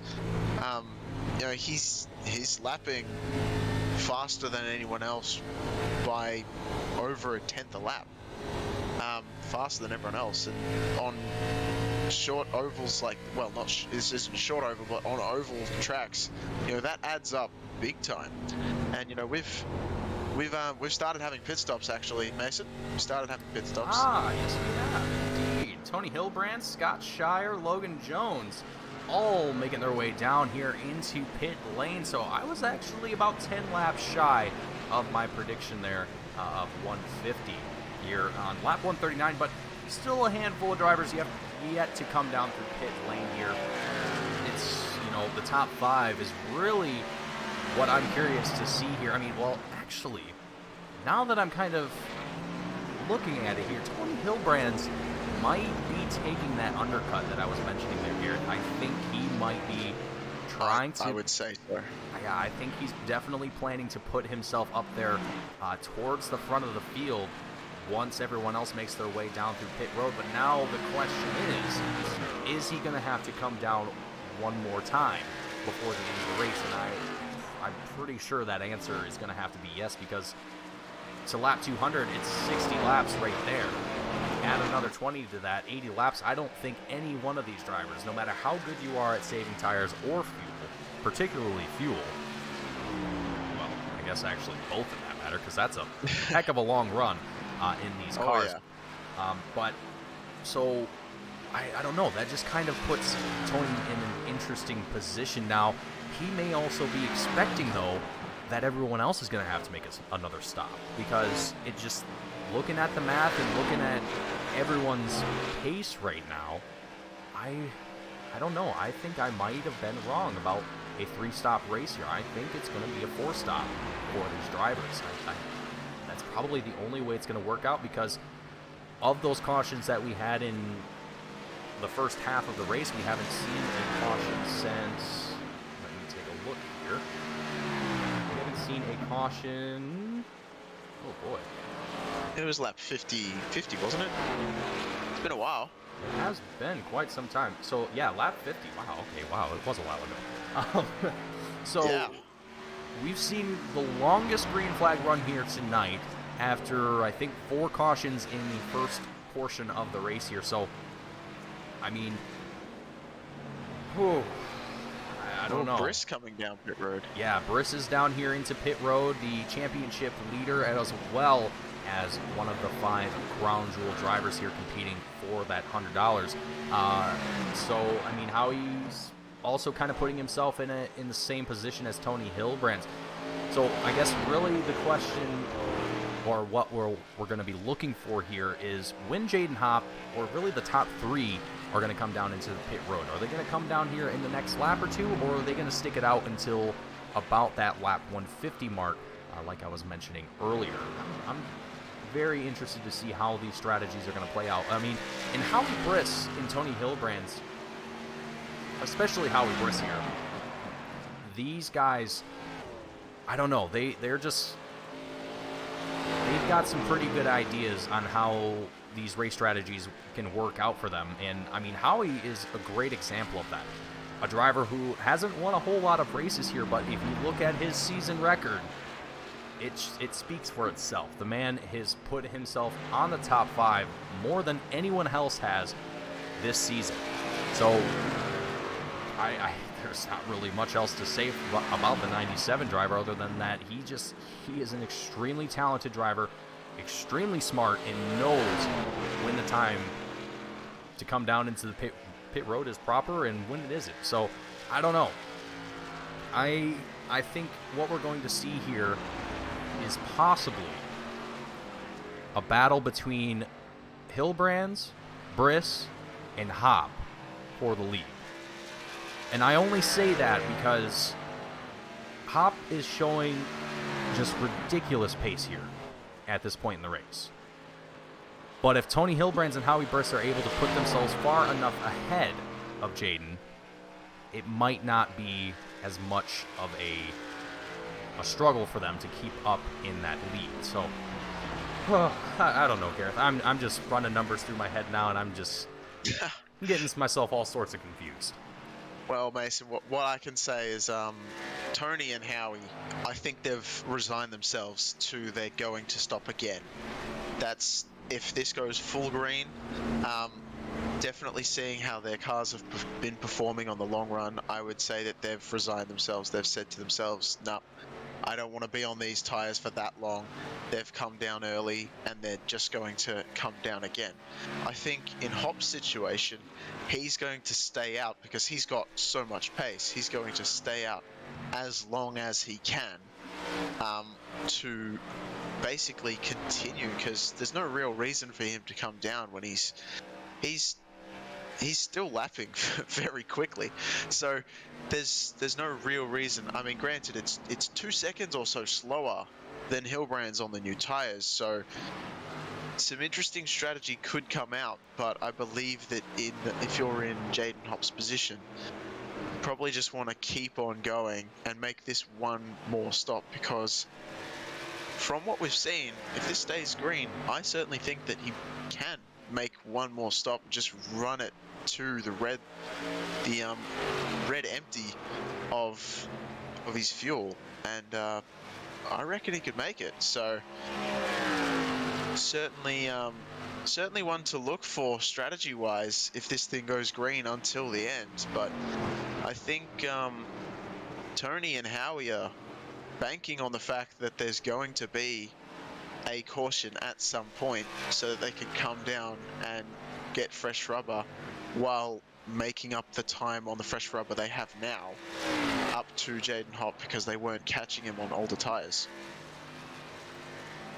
Yeah, and right now, I mean, looking at timing and scoring here as well, the field is about as spread out as you possibly can get. There's no battles happening on the track at this moment. Everyone is in their own, well, looking at the track map, you've got a couple drivers, lap traffic, all kind of in their own little bundles. But as far as battles for position are concerned, I'm seeing an average of about, oh man, that's all over the place. I mean, 4 seconds, 5 seconds, 13 seconds. It's all over the place right now for these guys. So pretty much your only saving grace, if there isn't a caution, is going to be these pit stop strategies, as we see Nicholas Lovell making his way down into pit lane. So Gareth, yeah, I think you're right. I think if the race continues on the way that it is currently, if it stays green, Jaden Hopp, I think you definitely hit the nail right on the head. And the 81 machine he's showing it right here. He's going to stay out as long as he can, probably until that lap 160 mark. That's when he's going to take that time to come down into pit road, get a fresh set of tires and fuel, and it'll be 60 laps all the way until the checkered flag. So, and if he's able to retain this lead, well, once he comes through pit road, let me see here, he'll definitely be fighting.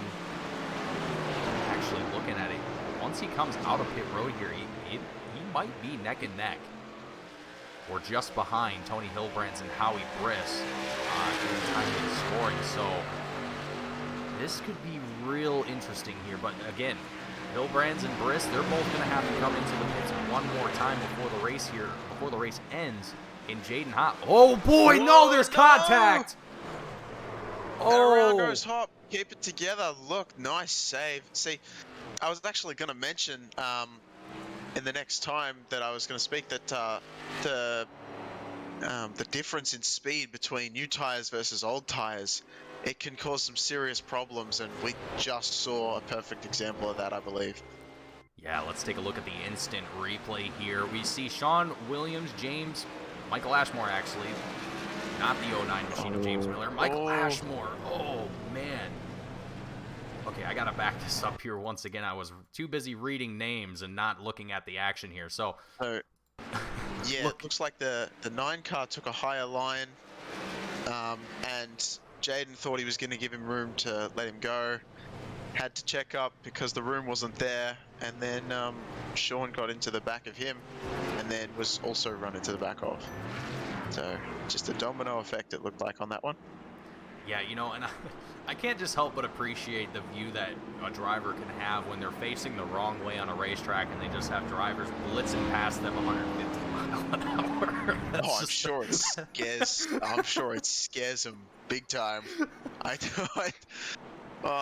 Even in the virtual space, folks, I can't stress it enough. I mean, depending on what kind of setup you have, how immersed you want to get is purely dependent on how much money you're willing to spend. But the point being here is that sometimes it can feel a little bit too close to real. Virtual reality. Exactly. Oh boy.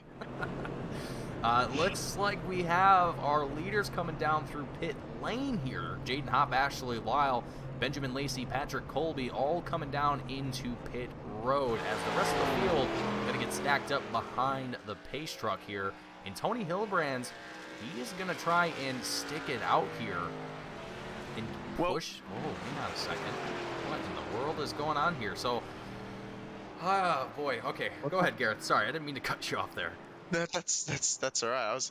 I was gonna say this is really thrown a spanner in the works, because Tony and Howie, I'm sure, were hoping for a longer green flag run to make up that time on new tires before a caution came out. Now, I believe they were both a lap down still to our leader Jaden Hopp when that caution came out.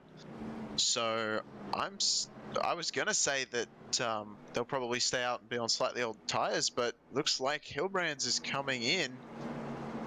So, or maybe, yeah.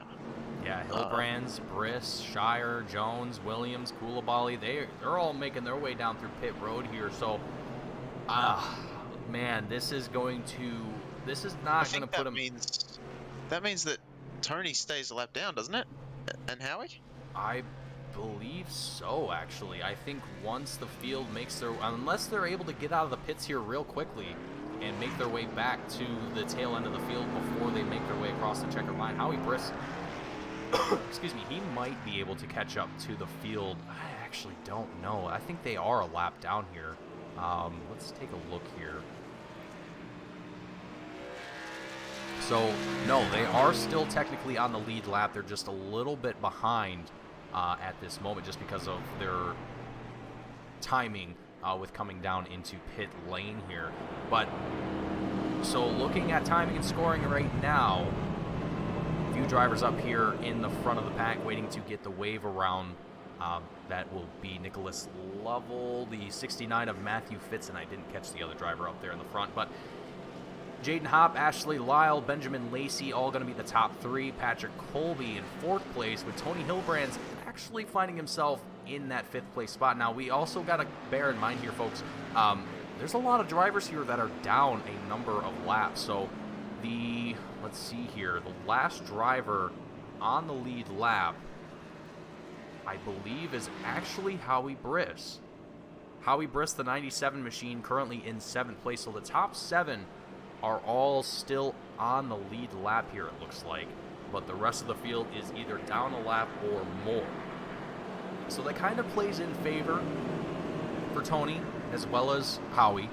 They're able to keep themselves up here towards the front of the field. Now, what this is going to mean, though, for being able to keep up with Jaden Hopp or any of these guys for that matter, or lady, Ashley Lyle here starting on the outside of the front row here as the base truck makes its dive down into pit road. We come out of turn 4, get ourselves ready to make the way through the Geico restart zone as the green flag drops here once again at Darlington Raceway. We go back to green flag racing for the Southern 300. Jaden Hopp, the DeWalt 81 car, not taking a moment to get away from the rest of the field here. But look at Benjamin Lacy, man. This guy is just grooving here tonight. I mean, the first time that I've seen the 20 machine in a VRL Cup Series race, and he is making a statement here tonight.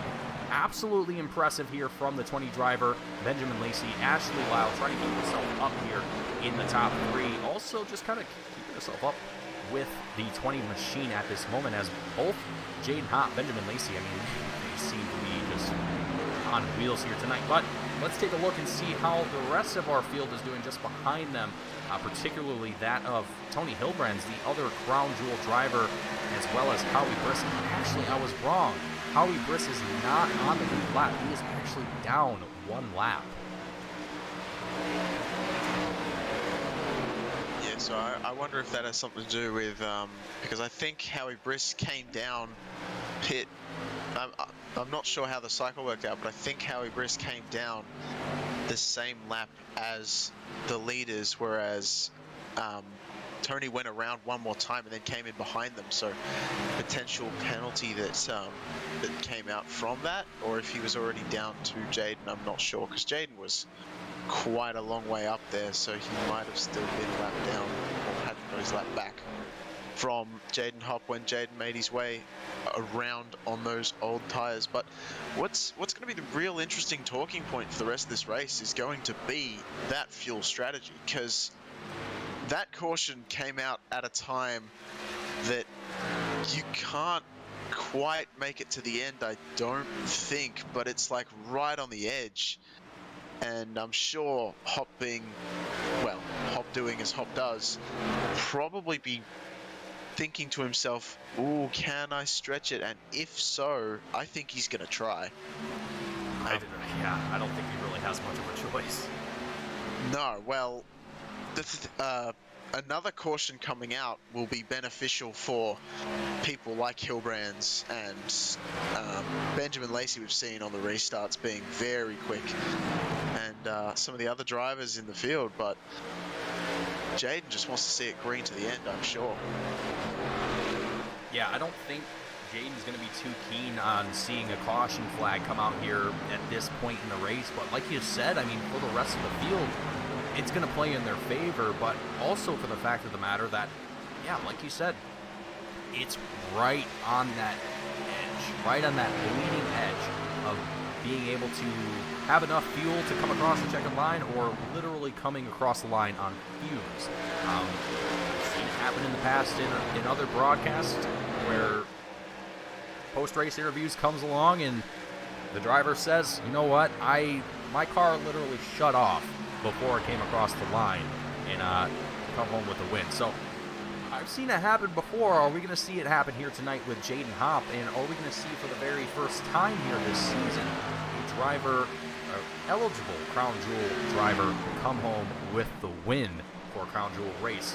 The first time this season out of the, I believe, 4 Crown Jewel races that we've seen so far. $400 that were up on the line previously, none of which has been paid out, as no one has won it yet. But now tonight, Jaden Hopp has an opportunity to change that and take away a big, crispy Benjamin here tonight. Be able to take out his opponents to his favorite diner, Gapplebee's, and be able to, well, be able to rub it in just a little bit. Jaden Hopp, though, he's been a very, very good driver this season. I mean, holding on to that third place spot in the championship. You know, not exactly gunning for a championship, at least from the times that I've talked with him in the past, but he's always just saying, you know what, I want to be up there, I want to win. Name of the game, pretty simple. If you're a race car driver, be it sim or virtual, you like to win. It's a pretty common trend amongst race car drivers or like-minded individuals. Anyway, anyhow, lap 168 of 220. Gareth, I think now is probably another good time for us to take a step away from the booth here for just a little bit. Give ourselves a little bit of a breather. Let these drivers click off some more green flag laps. And while we do that, folks, get yourself a snack, a drink. Get yourselves ready for the final, what is going to be about 40-50 laps of the race here tonight. Make sure you stay tuned and don't go anywhere. Don't miss any of the action here that we have for the Southern 300 here for the 2022 VRL Cup Series. Stay tuned. We'll be back for more iRacing right here on Team Beat Squad.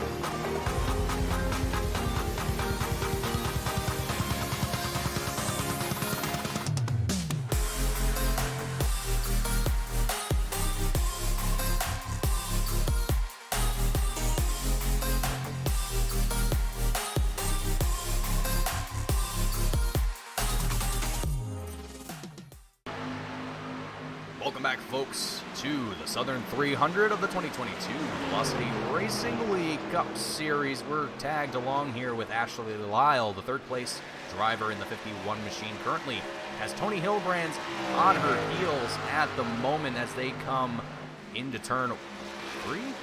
That was turn 3. Anyway, Tony Hillbrand's here trying to push his way up here into a podium finish tonight. Only a half a second separating himself and Ashley Lyle at this point in time. And I mean, Tony, with the luck that he's seen the past few races, I am more than certain that he is just itching to get up here into the top 3 and put himself on the podium here again. But I mean, frankly, this is quite the interesting podium that we're going to see here tonight. I mean, Ashley Lyle, I think this will be her second time up on the podium. Yes, so it'll be her second time up on the podium if she finishes the race here tonight in that third place spot or better. And Tony Hillbrand's, or excuse me, Benjamin Lacy, again, the driver that we have not seen yet this season, a new driver to the VRL Cup Series, putting on a heck of a statement here for his first, for his debut race, and coming home with a second place finish.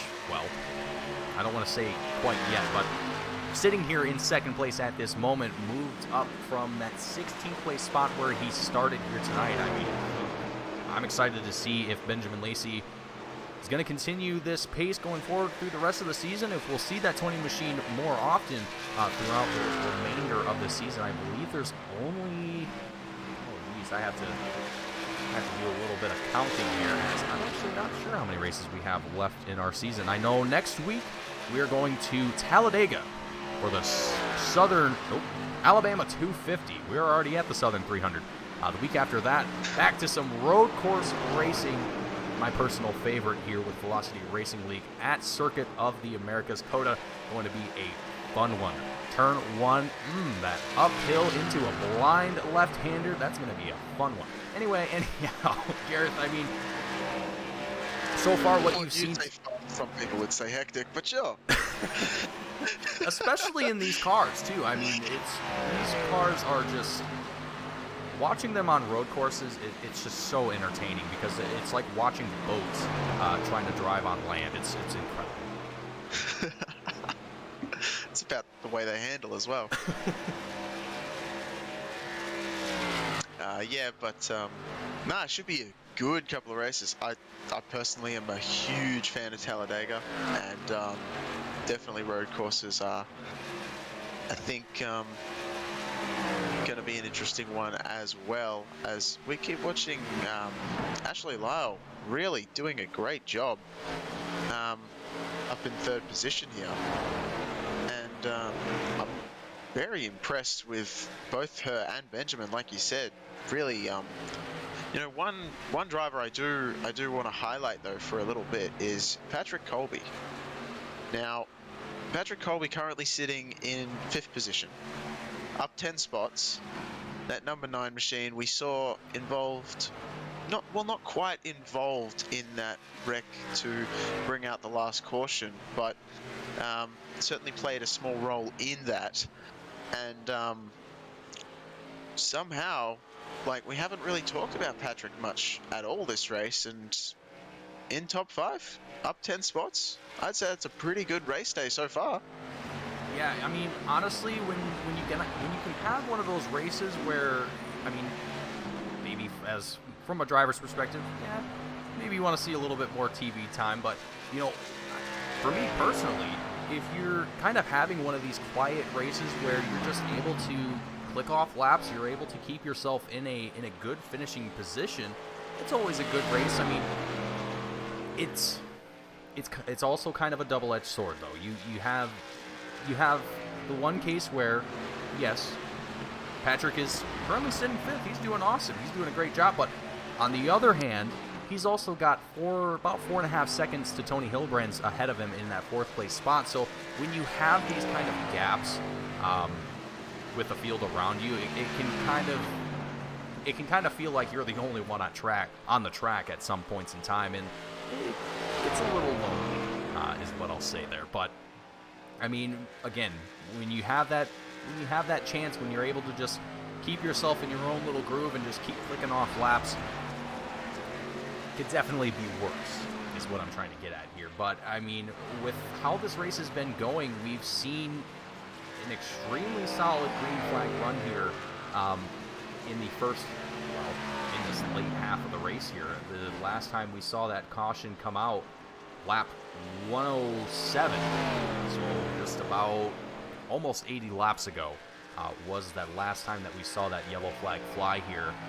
And at this point in the race, I mean, like we were talking about earlier, Gareth, how Jaden Hopp here, I mean, all of these drivers, they're going to have to possibly make another stop here before the end of the race, or maybe not.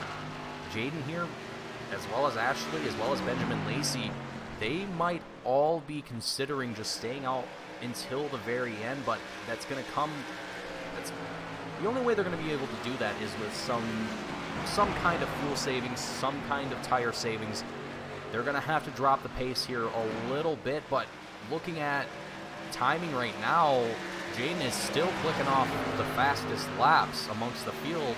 Last time around was a 31.74, with the rest of the field averaging about a 32-second lap time here. So I don't know how much saving Jaden Hopp is doing in that 81 machine, but looking at things right now, I don't know if he's preparing himself for, I guess, a stint till the end of the race. I have a gut feeling that Jaden here is preparing himself for another stop.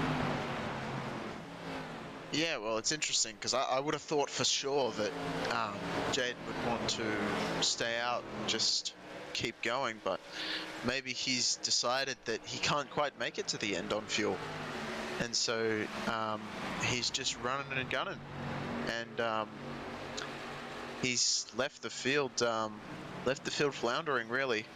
I mean, if he stays on the same strategy as everyone else with the lap times that he's clicking off, he will probably end up towards the front of this thing. I don't want to say that he will be the victor, but it's certainly going in that direction at the moment, with less than 40 to go. So it's certainly looking like it could be that Ford's day, and quite a nice payday as well with the crown jewel. I know we've mentioned it many times, but I'm going to mention it again because it's huge. Yeah. It really is. It's a huge bonus to have the $100 in your pocket to celebrate, grab some beers after the race, maybe buy the whole bar. Yeah, you know what?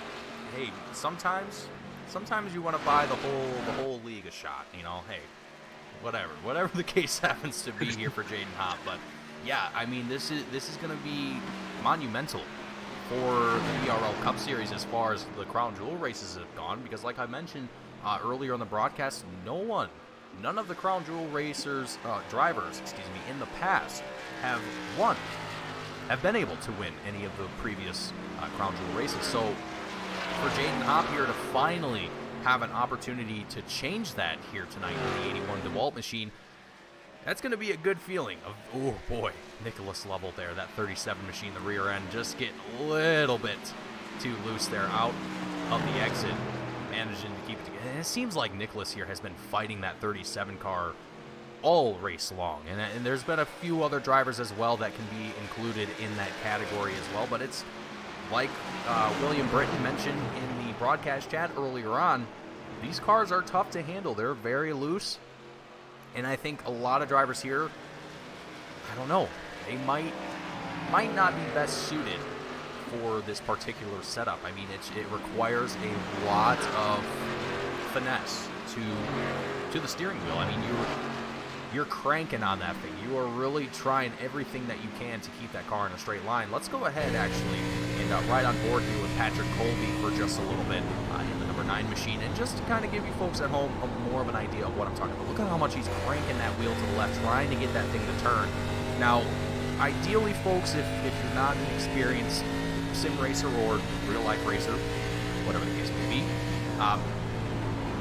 most of the time, ideally, you want to turn the wheel as little as you possibly can. You want to avoid cranking on that thing, trying to get that car to turn, because if you're cranking that thing fully to the left, 180 degrees, that's a little extreme, but I'm going to keep going with my example here. If you're trying to turn that wheel all the way to the left, trying to get that car to turn, you're going too fast. You're trying to take these turns way too quickly.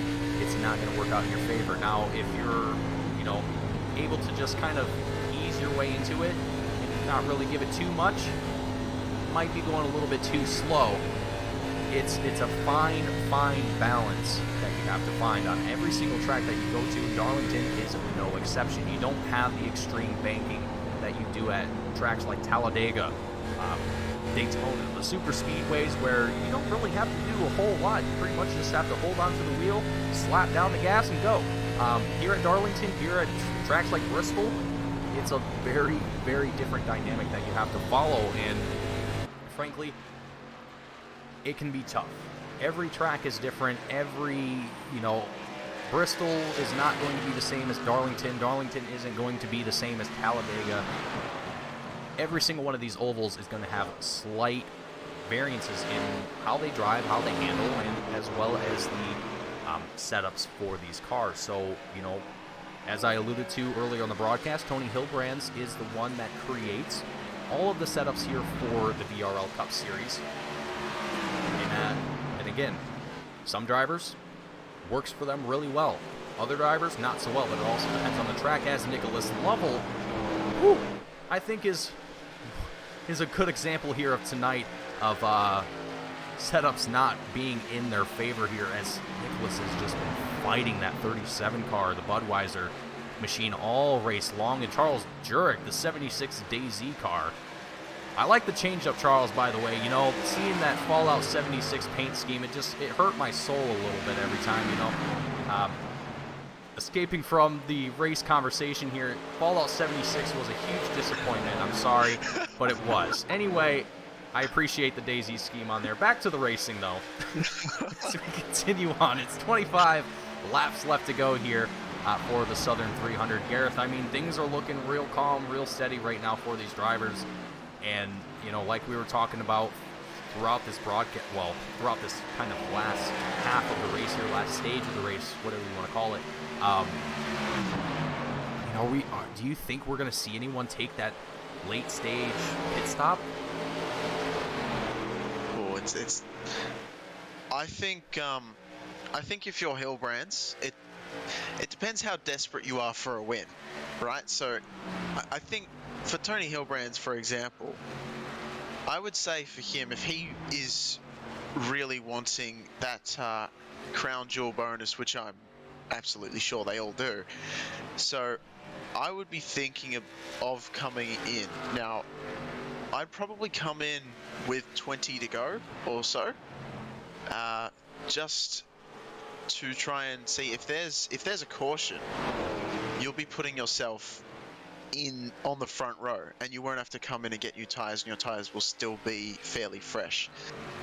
Unfortunately, like, Tony's in 4th, so he's in a good points paying position, but he's not on the podium or in the lead, so it's really dependent on how he wants to play it. If he comes down pit road, I believe he will lose about 4 spots, so he probably won't fall down too far, and if a caution does come out, he will find himself in the top spot, which will definitely be a bonus. And he's had a good short run car, so I don't know, it's a really tough one. If you're Jaden, you just stay out. If you're Jaden at the front, you just keep churning off laps. There's not much you can do. I mean, with the car underneath him, I mean, with a 6-second gap that he's got now, all he has to do is just keep churning laps. If the thing stays green, as long as he doesn't make any mistakes or gets into an unfortunate event with another driver or something like that, he should have this one. But in saying that, you know, you never know how things are going to turn out, and even with 20 laps to go, you can still be throwing a curveball. You never know where it's going to come from.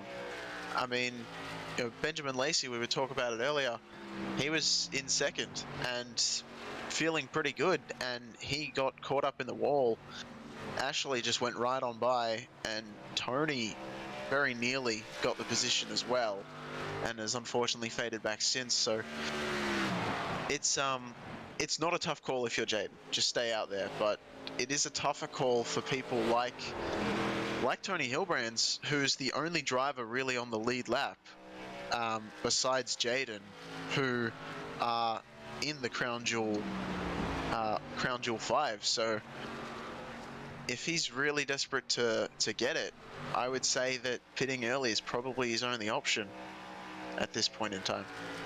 Yeah, 19 laps left to go here as well, and no one's showing any signs of coming down into pit road yet, with the exception of Charles Jurek here, who is down a number of laps anyway anyhow, so he's not exactly too worried about where he ends up at this point in time in the race. He's just finishing it out, seeing how well he can do here at Darlington. But yeah, like you said here, for Jaden Hopp, yeah, it's going to be a dicey roll here for the 81 car, but I think I think you're right. I think his only option is to just stay out Hilbrands, though, whoa, tried to make the move around Scott Shire, got himself up into the wall. That's going to cost him a few seconds here. He's probably going to be a little upset about that move there. But hey, you know what? Sometimes that's the kind of mistakes that you see in racing. You don't exactly intend for it to happen, but your race car has a mind of its own sometimes, it feels. But Tony here just continuing on with his trek with 17 laps left to go and about 9-second gap between himself and Benjamin Lacy here. So yeah, with that in mind, and still the green flag flying here, I don't know. I really don't know. I don't think anyone is too eager on coming down into the pits, knowing that there's only 16 laps left to go. It's going to be cutting it extremely close for a lot of these drivers. Garrett, I'm pretty sure, I'm almost confident that our top three, our interviews tonight, are all going to be a general consensus that they were running on fumes across the checkered line. I'm going to be curious to see just how little fuel some of these drivers may or may not have coming across the line here once the checkered flag flies. But so far, it's continuing on with our race here. Jaden Hopp, I mean, is just an unstoppable force here in the 81 car. And unfortunately for Aaron Smith, who we saw earlier in this race in the same position as Jaden Hopp here, for one reason or another found himself out of the race. Not because of a racing incident or anything of that nature. I'm going to have to assume that it was some kind of issue outside of iRacing itself. It had to have been a mechanical issue or something of that nature. But either way, that's going to be the story of the 70 drivers race here tonight at Darlington. And as for Jaden Hopp, it's going to be quite the opposite, as ever since he's taken the lead, no one has been able to challenge him since. And right now, there's no one within a second of each other. Everyone is well over a second between each other, so no battles are currently happening for any positions at this point in time. It's pretty much just click off laps until it's the checkered flag, and until we see someone make a dire mistake and find themselves in a little bit of a pickle. Gareth, I think we might see our winner here tonight making his way, coming out of, I believe, turn 4 and turn 2 and onto the back straightaway. Well, yeah, probably. Looks like Tony isn't going to risk it, and he looks like he'll be happy to stay in the 4th position. With the second, when you were saying everyone's stronger by a second, I mean, you're right, but Benjamin Lacy has been bringing that gap to Ashley Lyle down slowly but surely. So I wonder if Benjamin's decided that he can make it to the end now, and now he's pushing, because he's brought that gap down to 7/10, and has been bringing it down slowly but surely, a couple of tenths a lap. So might have something for the second place of Ashley Lyle here coming towards the end of the race with only about 10 laps to go. Yeah, so right now we shall see. Yeah, Benjamin Lacy, like you were saying, he's got quite an impressive pace here in the final 10 laps of the race, and I think you're probably right. I think Lacy kind of took a step back there for a little while after that last pit stop that we had, lap 155, for these drivers here on the lead lap currently. Yeah, I think Benjamin, he saw it. He definitely saw the thing that was going to happen here tonight, as far as how close it was going to be on this final stint, if you will. It's about 5 laps longer than what we're anticipating a full fuel run to be. 60 to 65 laps is about where we're seeing drivers come through pit road for fuel and whatnot, and lap 155 was the last time these guys came in, so we'll be right at about 70, well, how about 65 laps for these drivers. Yeah, so right on the edge of the fuel window. Yeah, so okay, yeah, so actually right on, literally right on the bleeding edge of that fuel window. So yeah, definitely a huge gamble. I think that a lot of these drivers were partaking in here, but overall, I think the consensus was that it's safe enough to be able to make it all the way until the end here. But I'm still curious. I'm waiting it out to see if anyone just their engine just clicks off and all of a sudden they're dropping down paces here. But Benjamin Lacy, yep, making a move to the inside of Ashley Lyle through turn 1. Oh, the 51 machine, a big scrape to the wall. Coming out of turn 2 onto the back straightaway. They're still side by side. Ashley Lyle, though, able to recover from that little bit of a bump to the wall, pushing her way back up into that second place spot. Ashley is a fighter. She does not give up easily.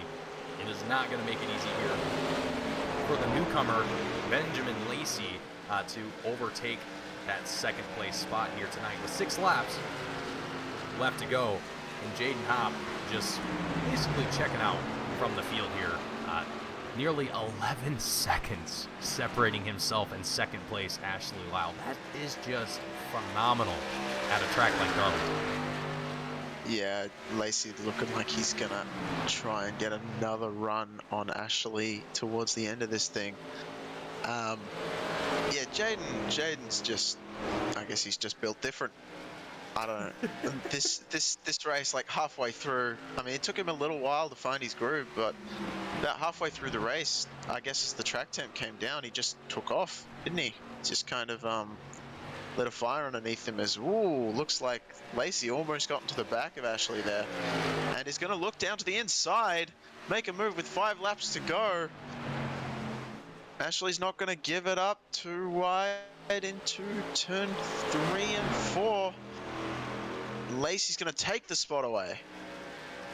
Great work there from the 20 driver, Benjamin Lacy. Real calm, real smooth. Down through the inside of the 51 driver of Ashley Lyle up into second place here. So Benjamin, you know, he had a taste of that second place spot earlier in the race, and I think he said, you know what, I like it there. I want to be back up there again. So he pushed his way back up to second place with 4 laps left to go. Now let's see if Ashley Lyle is going to have a challenge here for the 20 machine, as right now this is the closest battle that we have on track at this moment. Again, with Jaden Hopp he's just hanging out at this point in time. He's just waiting for that checkered flag to fly. But meanwhile, these two, they are nearly neck and neck with one another. Ashley Lyle getting real close to the bumper of the 20 machine. Here we go, out of turn 2, onto the back straightaway, getting that draft built up, goes down to the inside, looking to go into turn 3, taking it side by side here, almost door to door between these two. Keeping it together, Benjamin Lacy keeping that momentum up on the outside lane, out of turn 4, across the checkered line. It's 2 laps left to go here at Darlington, and Benjamin Lacy not making it easy for Ashley to make that pass here tonight. She's only got 2 more laps to go before we see that checkered flag fly here. Man, oh man, Benjamin is giving Ashley a run here tonight as they come down the back straightaway in through turns 3 and 4. White flag is out as Jaden Hopp crosses the line here, and it looks like Jaden Hopp is slowing down a massive amount here, dropping pace incredibly. I think it's because of the lap traffic he has in front of them at this moment as he comes down the back straightaway, the Boeing back stretch through turns 3 and 4, and I'm not going to catch him at this point in time, but I think he knows the gap that's behind him, so it's just, yeah. It was just very interesting to see that, but the checkered flag flies here. Jaden Hopp going to cross that line, taking home the win here tonight. The first crown jewel winner this season. Benjamin Lacy, the newcomer to the VRL Cup Series in his debut race, taking a podium in that second place spot with Ashley Lyle in third, back from a little bit of a hiatus that we've seen the 51 driver making a return here up into the podium spot in third place. That is going to be the end of our race here tonight. Let's go ahead and get our post-race results up here once they are available. Once the rest of the field makes their way across the checkered line, as Jaden Hopp, the 81 driver, going to burn it down here. Surprised he has enough fuel to do that. Yeah, that's what I'm thinking too. I mean, I was really curious to see if anyone was going to be kind of in that kind of red zone for fuel and not be able to make it across the line with enough, but it seems to be everyone did so just fine. So great to see that. Let's take a look at our post-race results. Jaden Hopp coming home with the win. Benjamin Lacy in second. Ashley Lyle in third. Tony Hilbrand's coming home with fourth place here. Nicholas Corcel in fifth. Patrick Colby in sixth. Howie Briss in seventh. Scott Shire in eighth. Nicholas Lovell in ninth. Logan Jones in 10th. Sean Williams taking 11th. James Koulibaly in 12th. Charles Jurek in 13th. Matthew Fitz 14th. Michael Ashmore in 15th, James Miller in 16th, Aaron Smith in 17th, William Britton taking home 18th. Moving ourselves down the line, Tom Mercia,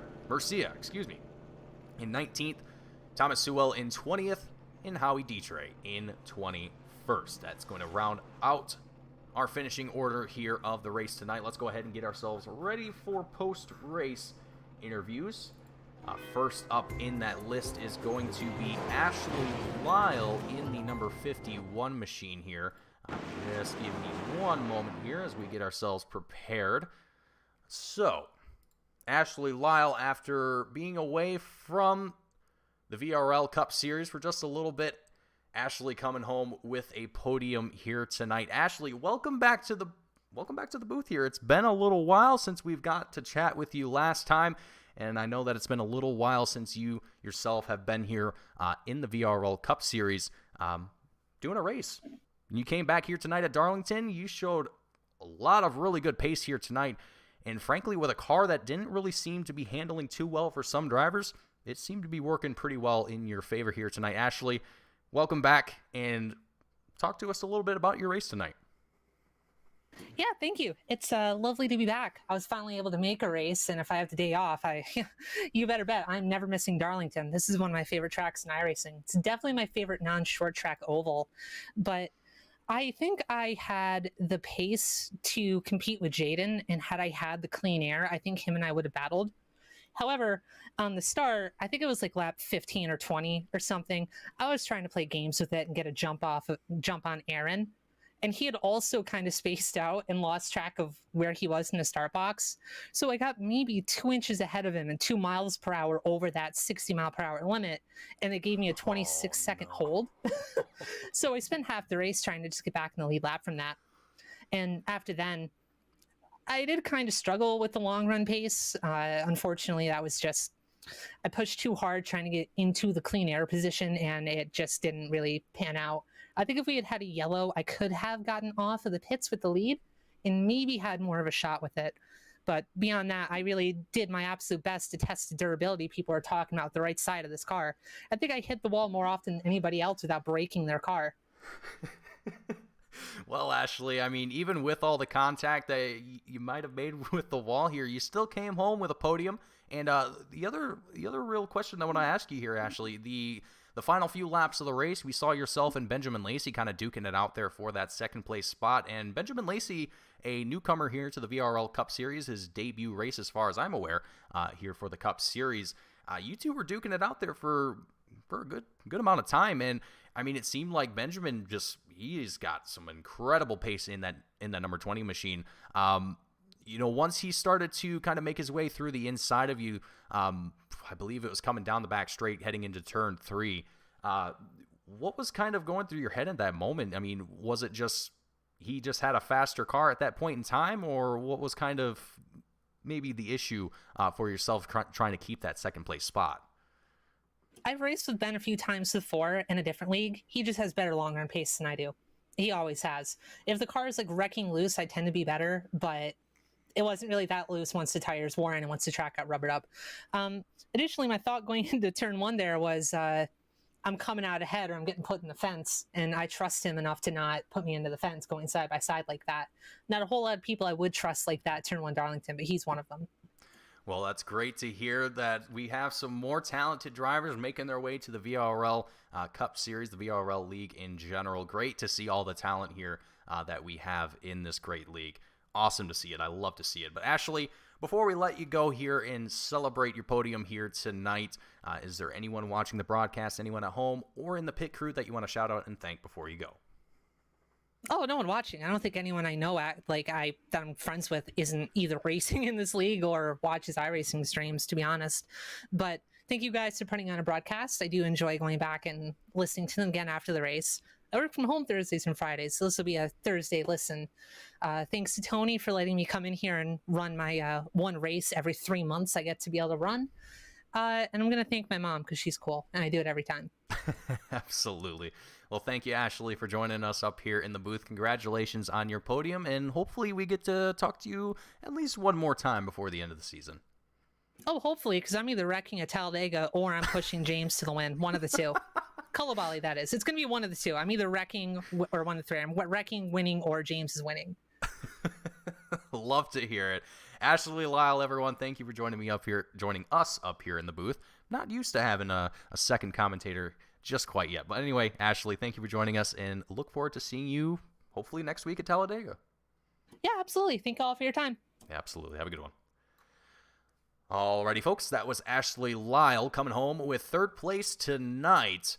Up next is Benjamin Lacy, the number 20 driver, coming home with second place here tonight. Benjamin, welcome to the booth. Congratulations on your second place finish here tonight for your debut race, the 2022 VRL Cup Series. Thank you for joining us up here in the booth. Gareth, why don't you go ahead and take it away? Yeah, Benjamin, g'day, mate. Just wondering, how you feeling after coming second, basically in your debut race of this entire, debut broadcaster, but we can work it together. How you feeling after a second place finish? Ben, you got a copy? Yeah, I do have a copy. I was just, my mic got on mute. That's been happening to me all night, so I got you. But yeah, P2, man, I'll take it. Yeah, what's his name? I think is it Jaden? Jaden, yeah, man, that guy was on another level tonight, so it's kind of just take what was left, and Ashley was given a good run there for P2 as well, so it was fun battling with her to the end. Yeah, we heard from her just earlier that she's raced you before in several different leagues, and she trusted that you wouldn't wreck her out, and you guys had a great battle towards the end there. Were you saving fuel and then you realized you were good to go, so you pushed to the end, or what? You just somehow caught up out of nowhere in the last 10 laps to overtake her? So I'm just curious as to how you managed to pull that one off. Yeah, to begin with, it was I was running second there, and then a couple of lap cars were coming up off the wall, and I had to hit the brakes pretty hard to avoid them, and then Ashley was able to get around. And then from that point, I was like, I just wanted to kind of save up the tires a bit and give it a good run there to the end, hopefully able to catch back up. So I was just kind of conserving, trying not to let the gap get too big, and then toward the last about 10 laps, 15 laps or so, was able to close the gap and get the job done. Alright, well, fantastic job on the second place, especially in your debut race here. Is there any shout outs you'd like to give friends, family, sponsors that are watching tonight and cheering you on from the paddock or spectator area? Yeah, I didn't have it on my car tonight. We wasn't able to get the paint scheme up and running for the Menards cards, but Filming the Wild, they're usually my sponsor. They're a wildlife documentary, behind-the-scenes footage on YouTube. So if you just go to youtube.com/filmingthewild, give them a shout out. They do some really cool videos and stuff. But yeah, appreciate you guys, what you guys do in the booth, and Tony for giving the invite to the league, and appreciate all of it. It was a lot of fun. All right, well, fantastic to talk to you, Benjamin, once again, and yeah, it was great talking to you in the booth, and great job on that second place spot. I'm sure we'll see you up in first in not too long a time. Hopefully. All right, everyone. That was Benjamin Lacy coming home with second place here tonight. The number 20 machine doing a phenomenal job in his debut race here for the 2022 VRL Cup Series. Up next, last, and certainly not going to be least here, the man of the hour. Jaden Hopp coming home with the win here tonight as well, with an extra $100 in his pocket. Jaden, sir, welcome to the booth. Congratulations on your win, first and foremost. And Jaden, how does it feel to be the first winner of a Crown Jewel race this season? It feels pretty good, thank you. Yeah, absolutely. I'm sure it's got to be a good feeling knowing that you got a crispy Benjamin coming your way after a phenomenal win. I mean, Jaden, the first question that I really have for you here tonight, Aaron Smith, okay, he fell out of the race for, I'm not sure what reason, but he was the driver to beat before we saw yourself up there in the front of the field and pretty much doing the same exact thing that Aaron Smith was doing, just taking away the field, just gapping him like you wouldn't believe. You had almost, it looks like here, 7.5 seconds when you came across the line for the win. And I noticed right before you came across the line, the pace started to drop off there a little bit. Were you kind of teetering towards the end, the edge of running out of fuel there towards the end, or were you pretty comfortable at that point? No, I was fine. I had still like 5 laps of fuel left, I think it was. I mostly just didn't want to pass Tony. Gotcha. Well, and so with that in mind here, you know, with all of the kind of, well, I don't want to say uncertainty, with how well you were doing tonight in this race, I mean, myself and Gareth, we were kind of wondering whether or not there was going to be a late race caution, whether we were going to see drivers come down into pit road for a final fuel stop, because it seemed like you guys were just kind of right on the teetering edge of being able to have enough or not enough. But it seems like that assumption was incorrect and that you guys were doing A-okay up there in the front. But Jaden, you put on a dominating performance here tonight at Darlington. What's your expectations? What's your goals for next week for the race at Talladega for the Alabama 250? Not sure what I expect going in. I mostly just expect to crash at some point. That usually seems to be the trend when we go to super speedways. But anyway, Jaden, you did a phenomenal job here tonight, coming home with not only a win, but with a little extra cash in your pocket here tonight. Before I let you go and celebrate in the proper way, is there anyone watching the broadcast, anyone at home, or in the pit crew that you want to shout out and thank for your success here tonight? Just as always, you for putting on a great broadcast and Tony for putting on a good beat. Absolutely. Well, Jaden, thank you once again for joining us up here in the booth. Congratulations on your, I believe, second or third win or fourth win of the, I think it's fourth win of the season, actually. So great to see another win tacked on to your record here, and hopefully get to see that improve going into next week at Talladega. Thank you for joining us up here tonight, Jaden, and hopefully we get to talk to you again next week. Thank you. Alrighty, folks. That was Jaden Hopp, the 81 machine, taking home the win here tonight for the Southern 300. 220 laps, 300 miles of racing here at Darlington Raceway. And my, oh my, what a race it's been, Gareth. I gotta say, this was, I mean, this had a lot of ups and downs. We saw a lot of interesting action tonight. What were your thoughts of tonight's race, and what are you thinking about the rest of the season here? I think tonight's race was pretty incredible, to be honest with you. Quite a few cautions to spice things up. A lot of debate on how the cars are handling, whether it's good or not. I'm sure there'll be debate in the paddock before our next race, and a lot of different changes for the lead, a lot of different fuel strategies, and a whole bunch going on. So it's been a blast to call. I'm sure Talladega will be absolutely amazing next week. Definitely one of my favorite tracks that NASCAR's ever gone to, and I'm a big super speedway fan, so that'll be fantastic. And yeah, the end of the season looks like it's going to be quite close, with only a few, I think about 6 races, 5 or 6 races to go, and it's pretty tight points wise for the top of the table. So it should definitely be a a good end to a season.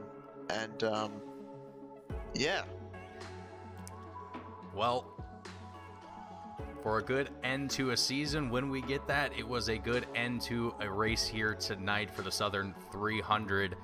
My name is Mason Heimbaugh, joined alongside me, my esteemed colleague, Gareth McAllister, in the booth with me tonight, calling the action alongside me. Folks, that is going to conclude our coverage tonight. And folks, I hope you all enjoyed what you saw. If you did, hit that like button. Don't forget to subscribe. Catch all the action that we have here on Team Goon Squad 7 days a week. I want to thank each and every single one of you for tuning in, watching every single race that we cover here on Team Goon Squad, whether it be for the Velocity Racing League or any of the other leagues that we cover here on Team Goon Squad. We definitely enjoy and love what we do. And we love having each and every single one of you tune in every single week. So thank you. We wouldn't be able to do it without you guys. And I think tonight, that is all we are going to have for you tonight. So again, my name is Mason Heimbaugh, Gareth McAllister alongside me, signing off here for the Southern 300. Folks, stay tuned for next week's race at Talladega. Make sure you tune in same time, same place for the Alabama 250. Thank you all for watching, and we will see you next time.